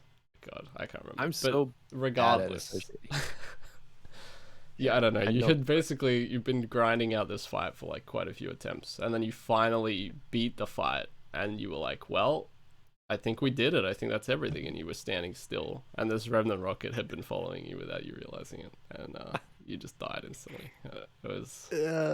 Of course, no save. It was Had to chef's redo it. kiss, to be honest. It was just too good. There was also another moment in Swim with the Whales 3 where pretty much the exact same scenario, except I think you actually were like, oh man, like I'm really dodging these cyber rockets really well. And then as soon as you Oh, said it, you got clipped and just exploded. yeah, I remember the moment because it was like a very far away cyber demon too, wasn't it? I think it was that Yeah, one. it's the one that's perched, but you Yeah, go into that area and it's like a bunch of chain gunners. Um, yeah, it's like a long, it's skinny arena, but kind of long, yeah, and there are right? like windows that let the cyber shoot through, and you can get them to do some infighting for you and stuff. Yeah, I like. I seem to remember I even like stepped up on a ledge to get hit by that rocket. Like it wasn't. Maybe wasn't even going to hit me if I didn't just fuck up. Uh, Terrible, but you Gotta know, bring the Doom figure- streams back. But sorry, yeah. I keep like tearing you away onto these big tangents. But yeah, I think we were just talking about Doom and what helped it Oh stand the yeah, yeah, test of yeah. time. I mean, yeah, I definitely think the random elements do help. And just, I mean, the monster roster, like all the, I mean, just all of them are fill such a good role, and you can design so many different encounters with them. Uh, like you look at a modern first-person shooter, and it's like, here's a guy with a gun that you fight, and then here's like a SWAT team guy who's more armored, or Yeah, you know, I do feel like it's Halo is really the only thing I yeah, could true. think of. Halo. Maybe Dead Space. There are a couple Dead Space more so in the sense that it has the same kind of weapon roster as well, where they fill a niche, and then Yeah, you sort of have that roster. But Halo is the one that comes to mind in terms of like a monster sandbox that's built around, okay, you fight this thing differently than you fight the other thing. right. Halo does a pretty good job. I would definitely agree on that. I don't think you could build nearly as many setups with Halo's roster, No, you but couldn't. they are. it's definitely way more unique than like 99% of first person shooters. Hmm. And I mean, I loved playing through Halo, and I know you did as well. We've talked about that extensively. Oh yeah, a Um, huge game for me, or series, I suppose. um, but yeah, I'm trying to think of other games. Dead Space, yes, but you can never create like again like a slaughter Dead Space. Well, Maybe yeah. you, but like there's something that works so well about like how slow the projectiles are in Doom. Like, yes, one imp's never going to hit you. Well, I mean it could, but you put 100 imps in a room and all of a sudden you have this weird, you have to be stutter stepping around or fully moving at all times, or Yeah, Scotty I mean talked you just about that like execution element and how it reminded him of like Contra and games like that he used to play. yeah. I mean, one revenant in an encounter like on a pillar and you have this like ever present threat of just this rocket following you, and you have to keep doing like these weird circles, and you have to keep track of like where it is and if you can curve it into this pillar or wall. And Hmm. there's actually there's a really big element of like that not many other games have, where you have to keep track of a lot of stuff off screen in Doom. Like Yeah, and the sound you, design, you talked a little bit about the sound design earlier, but it's not only is it really good in the sense of like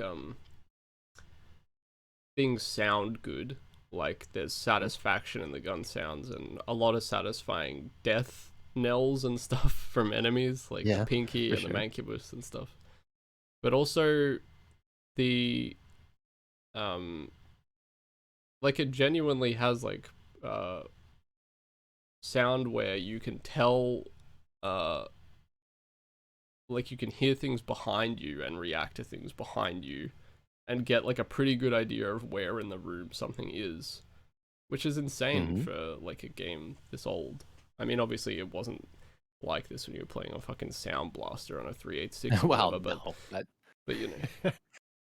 no, it is very impressive nowadays, and I don't know. Yeah, the sound and just yeah, like I'm saying, I can't think of one other first person shooter where you have to react to so much stuff. Like you look at a group of revenants and then you might have to turn your attention to a whole different group of enemies, but you still know you have to be moving in that like spiral pattern, or all those rev rockets that are coming towards you are just going to smack into the side of your head. You have to like mentally time it out, like, okay, they're coming, they should be here in 2 seconds, and then I gotta do like this Yeah. weird spiral movement. And well, I think it's also to do with how predictable all the enemies are in Doom. That's like there's randomness in the damage, but a lot of the attacks once they begin are kind of predictable, so you can make strategies without even looking at the monster.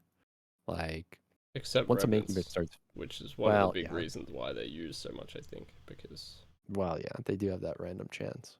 the But thing like, with Revenants is even if you have a pack of just Revenants, the dodging yeah, required is still interesting because you don't know if you're gonna get a straight shooting true. projectile or you're gonna get a curved projectile or like a homing projectile, and then once you get that homing projectile, because of the way you're moving, suddenly Hmm. those straight shooting projectiles It can be a big problem. Yeah. are coming out on like crazy angles and like you're running back through them when you're trying to dodge the homing ones. So it's yeah, kind of crazy. Yeah. Like I can never tell if the stuff was intentionally designed this way or just a beautiful accident with Doom. Like I don't know. I mean, Revenants are so good. I mean, all the monsters are just great. I yeah. I mean, it's hard to imagine like an example of something that is really interesting, but I doubt it was meant to be that interesting is like the BFG. Yeah. Uh it's like terribly designed, but also the best gun in any game I think I've ever played. What's terribly designed about it? Is it the fact Well, that I like just mean, your damage can get eaten so easily if you mess up? yeah, like it's like, you shoot the orb and like there's no animation for like all the rays and stuff. Technically, like it's very unintuitive, I guess, I think would you be know the what's crazy is originally the BFG had like a completely different projectile, I think, yeah. and like it It used functioned to totally shoot differently, right? yeah. It used to shoot like a million plasma balls, I think, like in a big spray, maybe. something like that.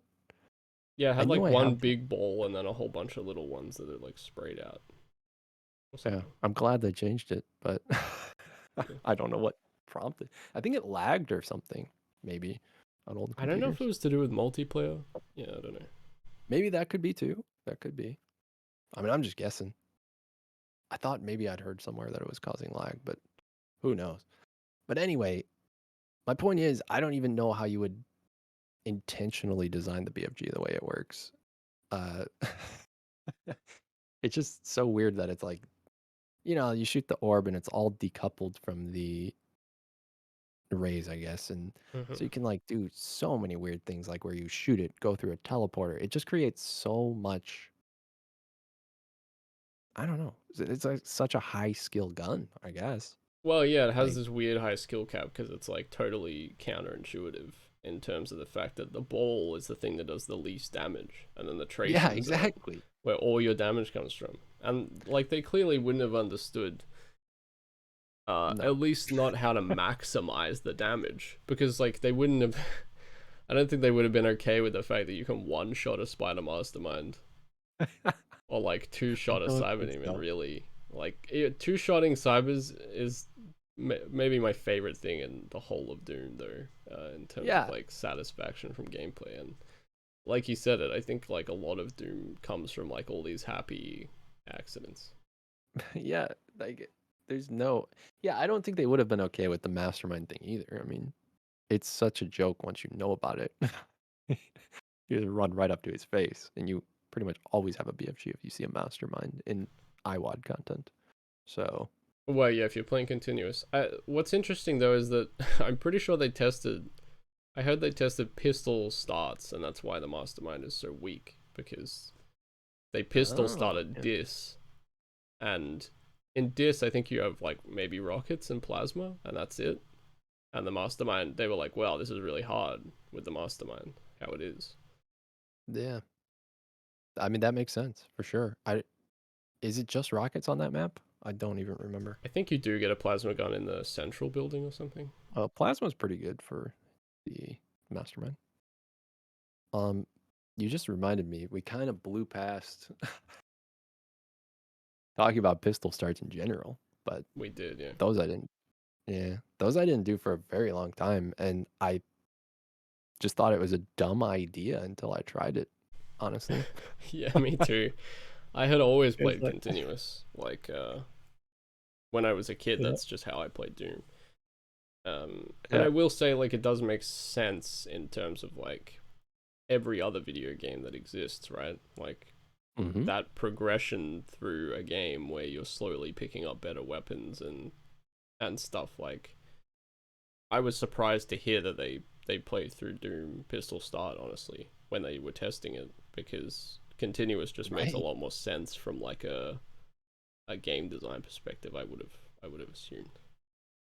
Yeah, I mean, it's such a like. Why would you ever want to lose all your weapons every level? I mean, it sounds terrible on paper, but once you actually try it out, a lot of the design of levels makes a lot more sense, even in the IWADs. Like before, it was like, why are you putting this pinky here when I have a plasma gun?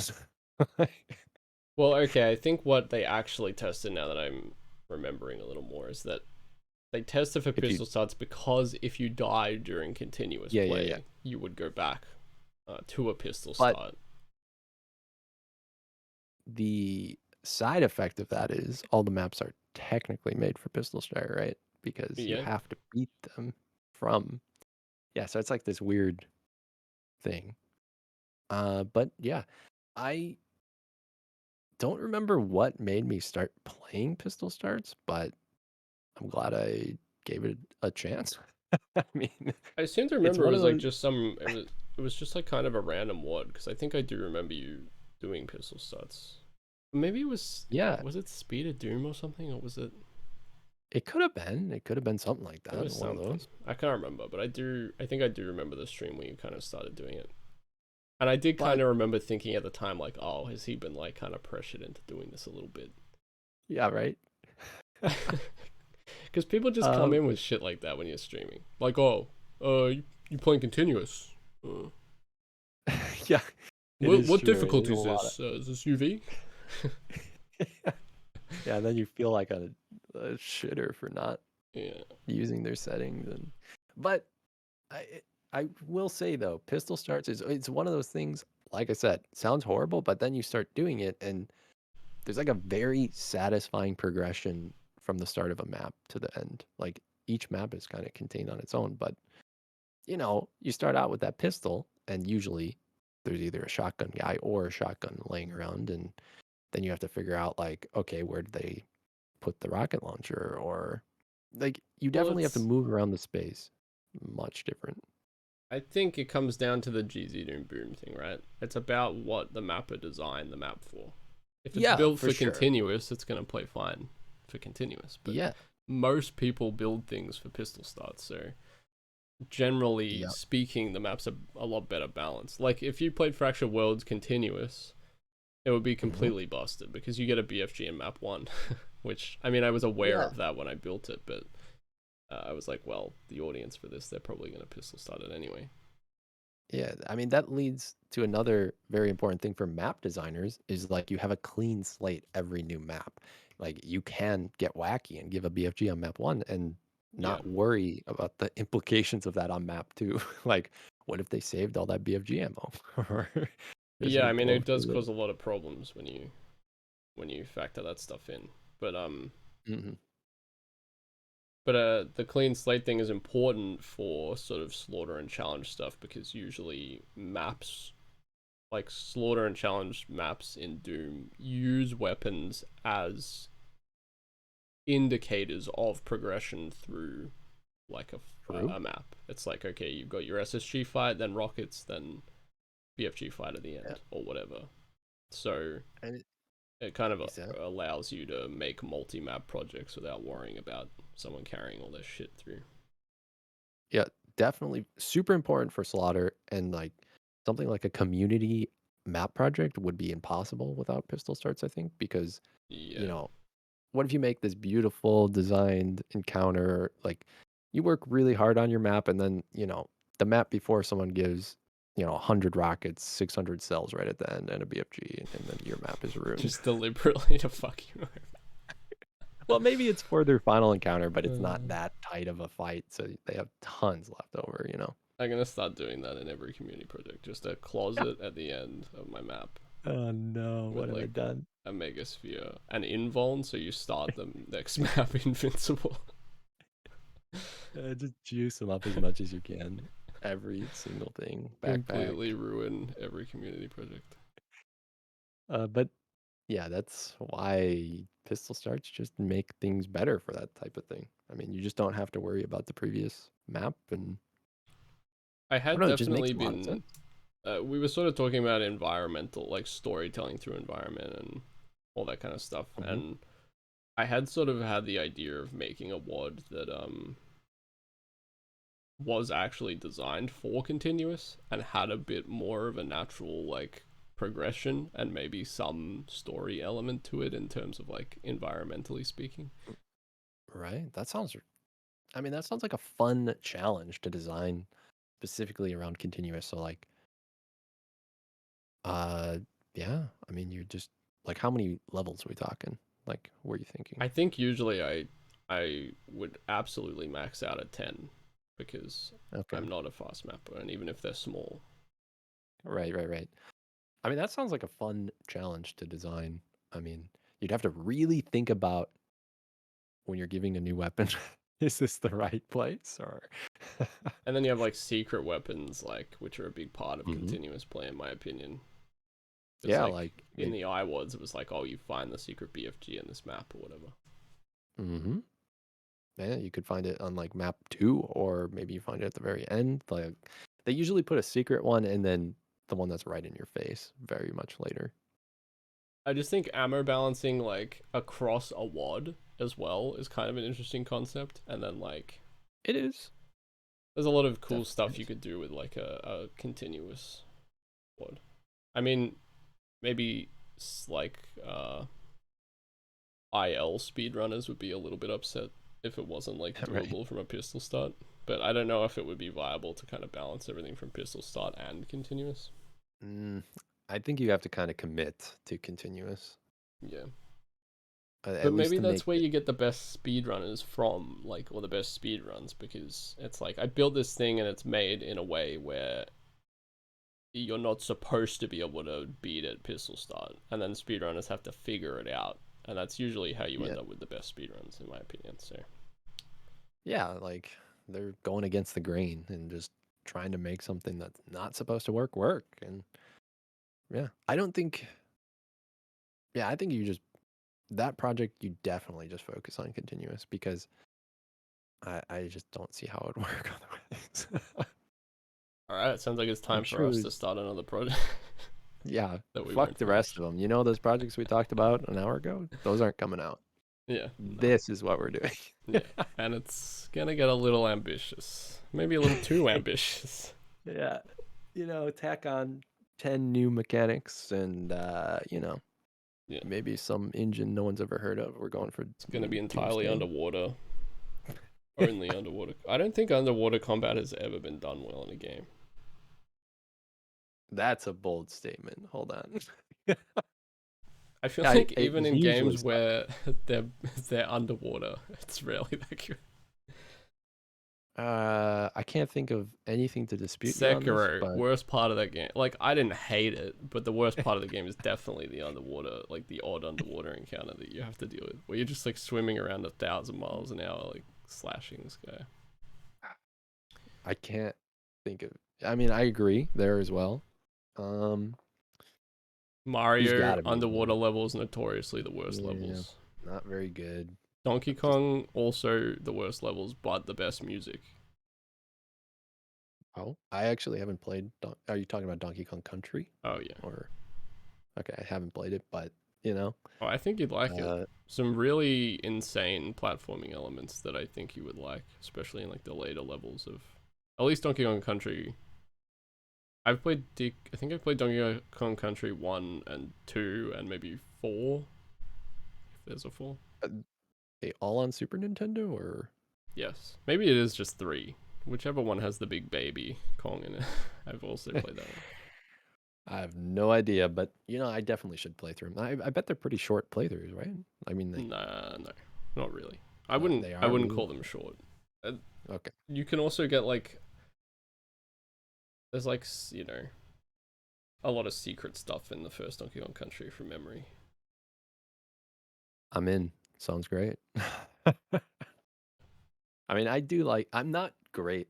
I will admit, platformers not my strong suit, but I do like them. I just haven't played that many really, which is funny because I love platforming in Doom and a lot of other games. That's true. Actually, yeah, platforming is another topic that like is one of those things that I think pretty much universally is hated by Well, people who haven't almost done much of it. universally.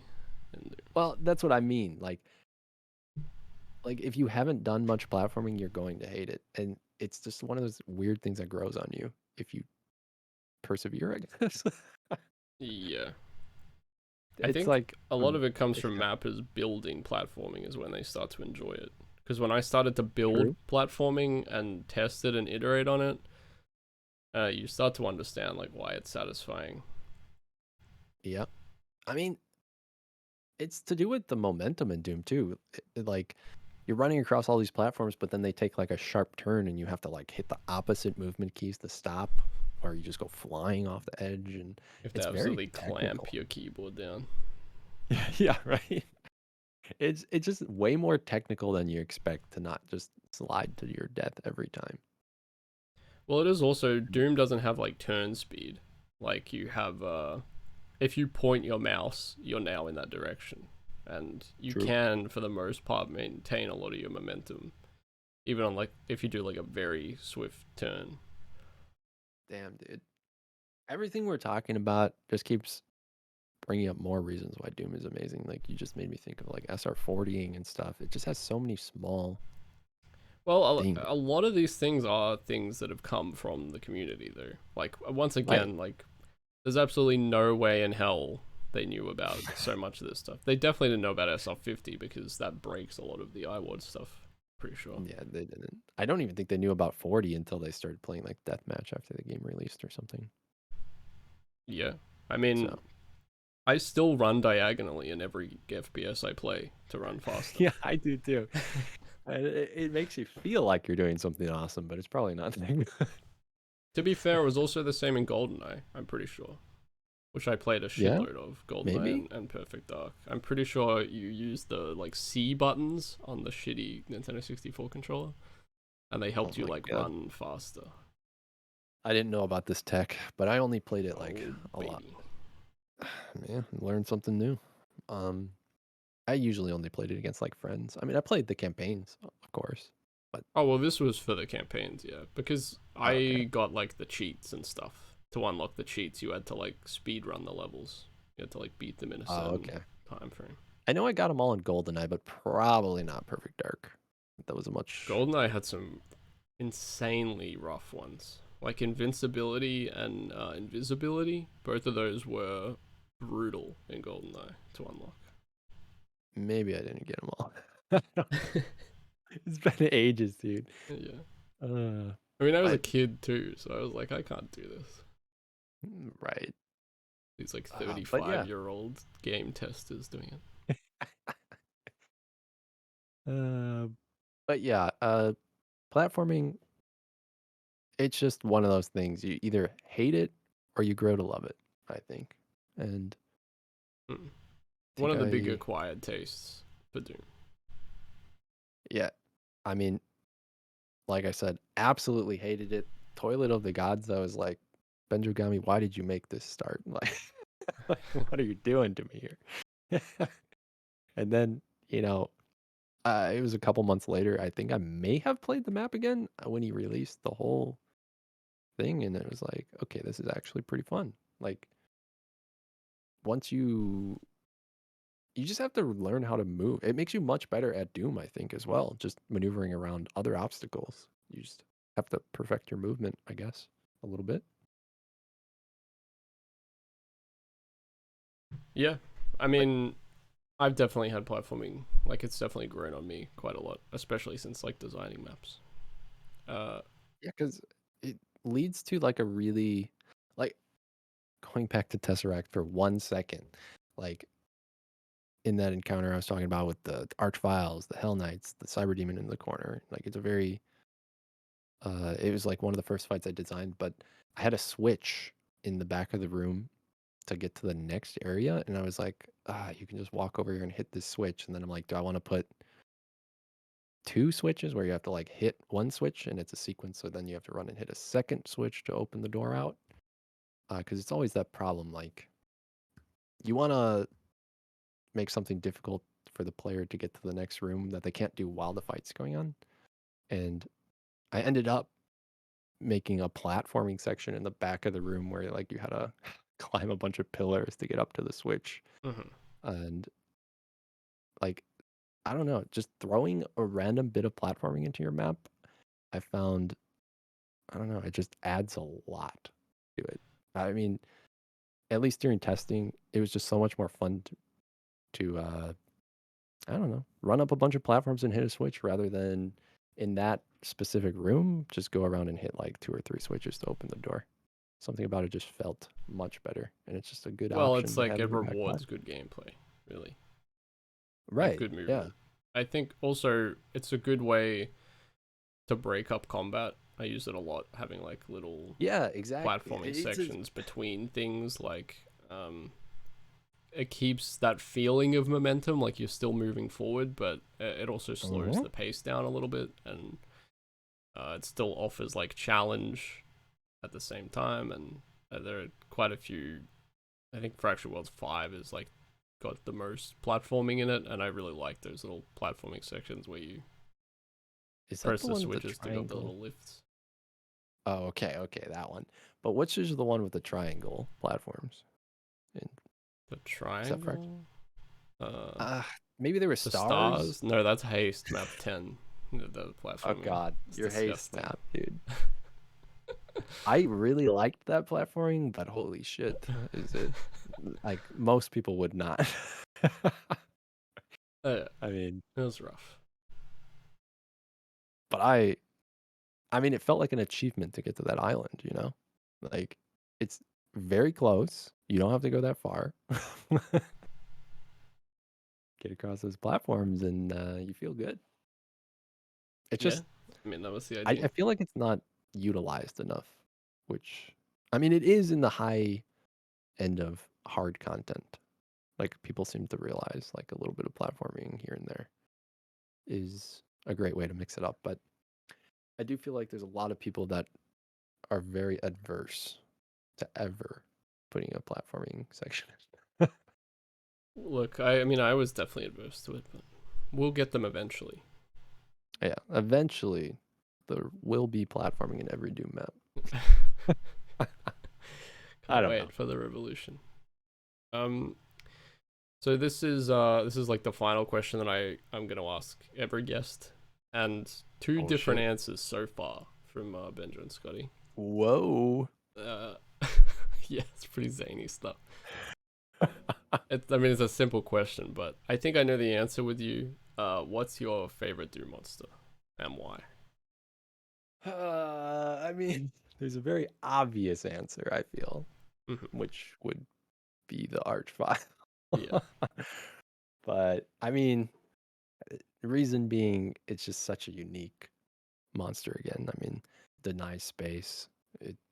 It just does everything it does very well. It's very threatening. You have to kill it fast or it resurrects half the room.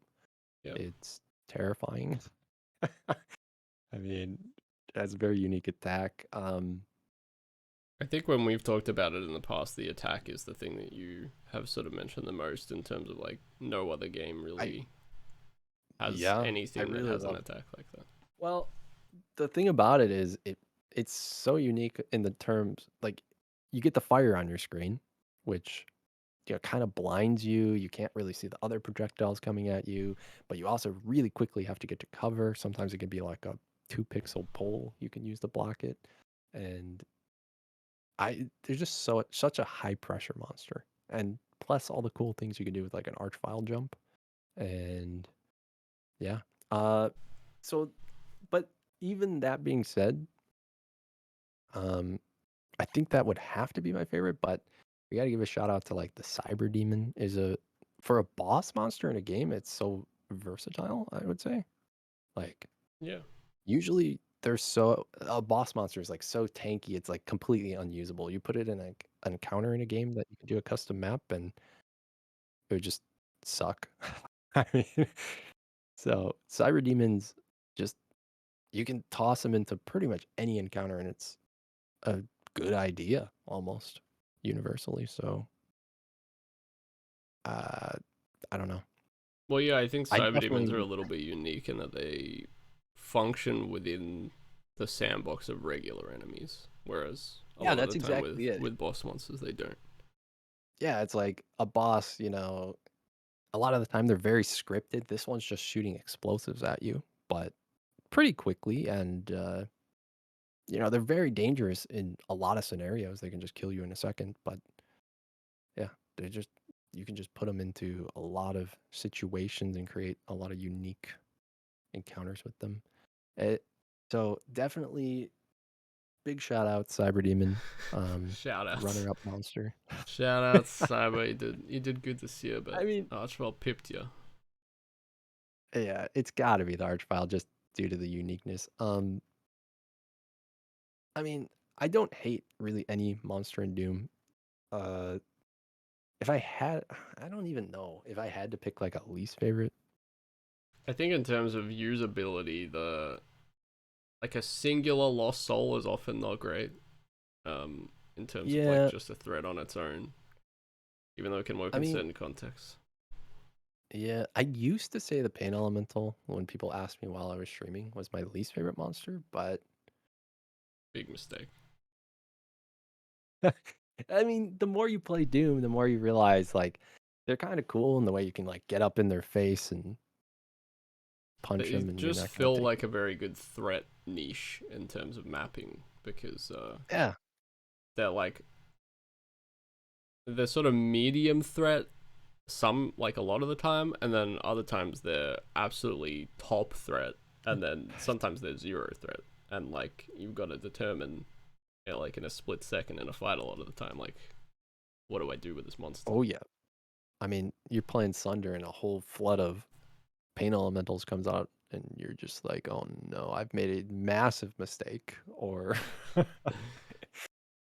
it just can be a disaster. I mean, yeah, Well, I yeah, do I really mean like. they just continually poop lost souls out and fill the space, so Yeah, I mean, gotta deal with them.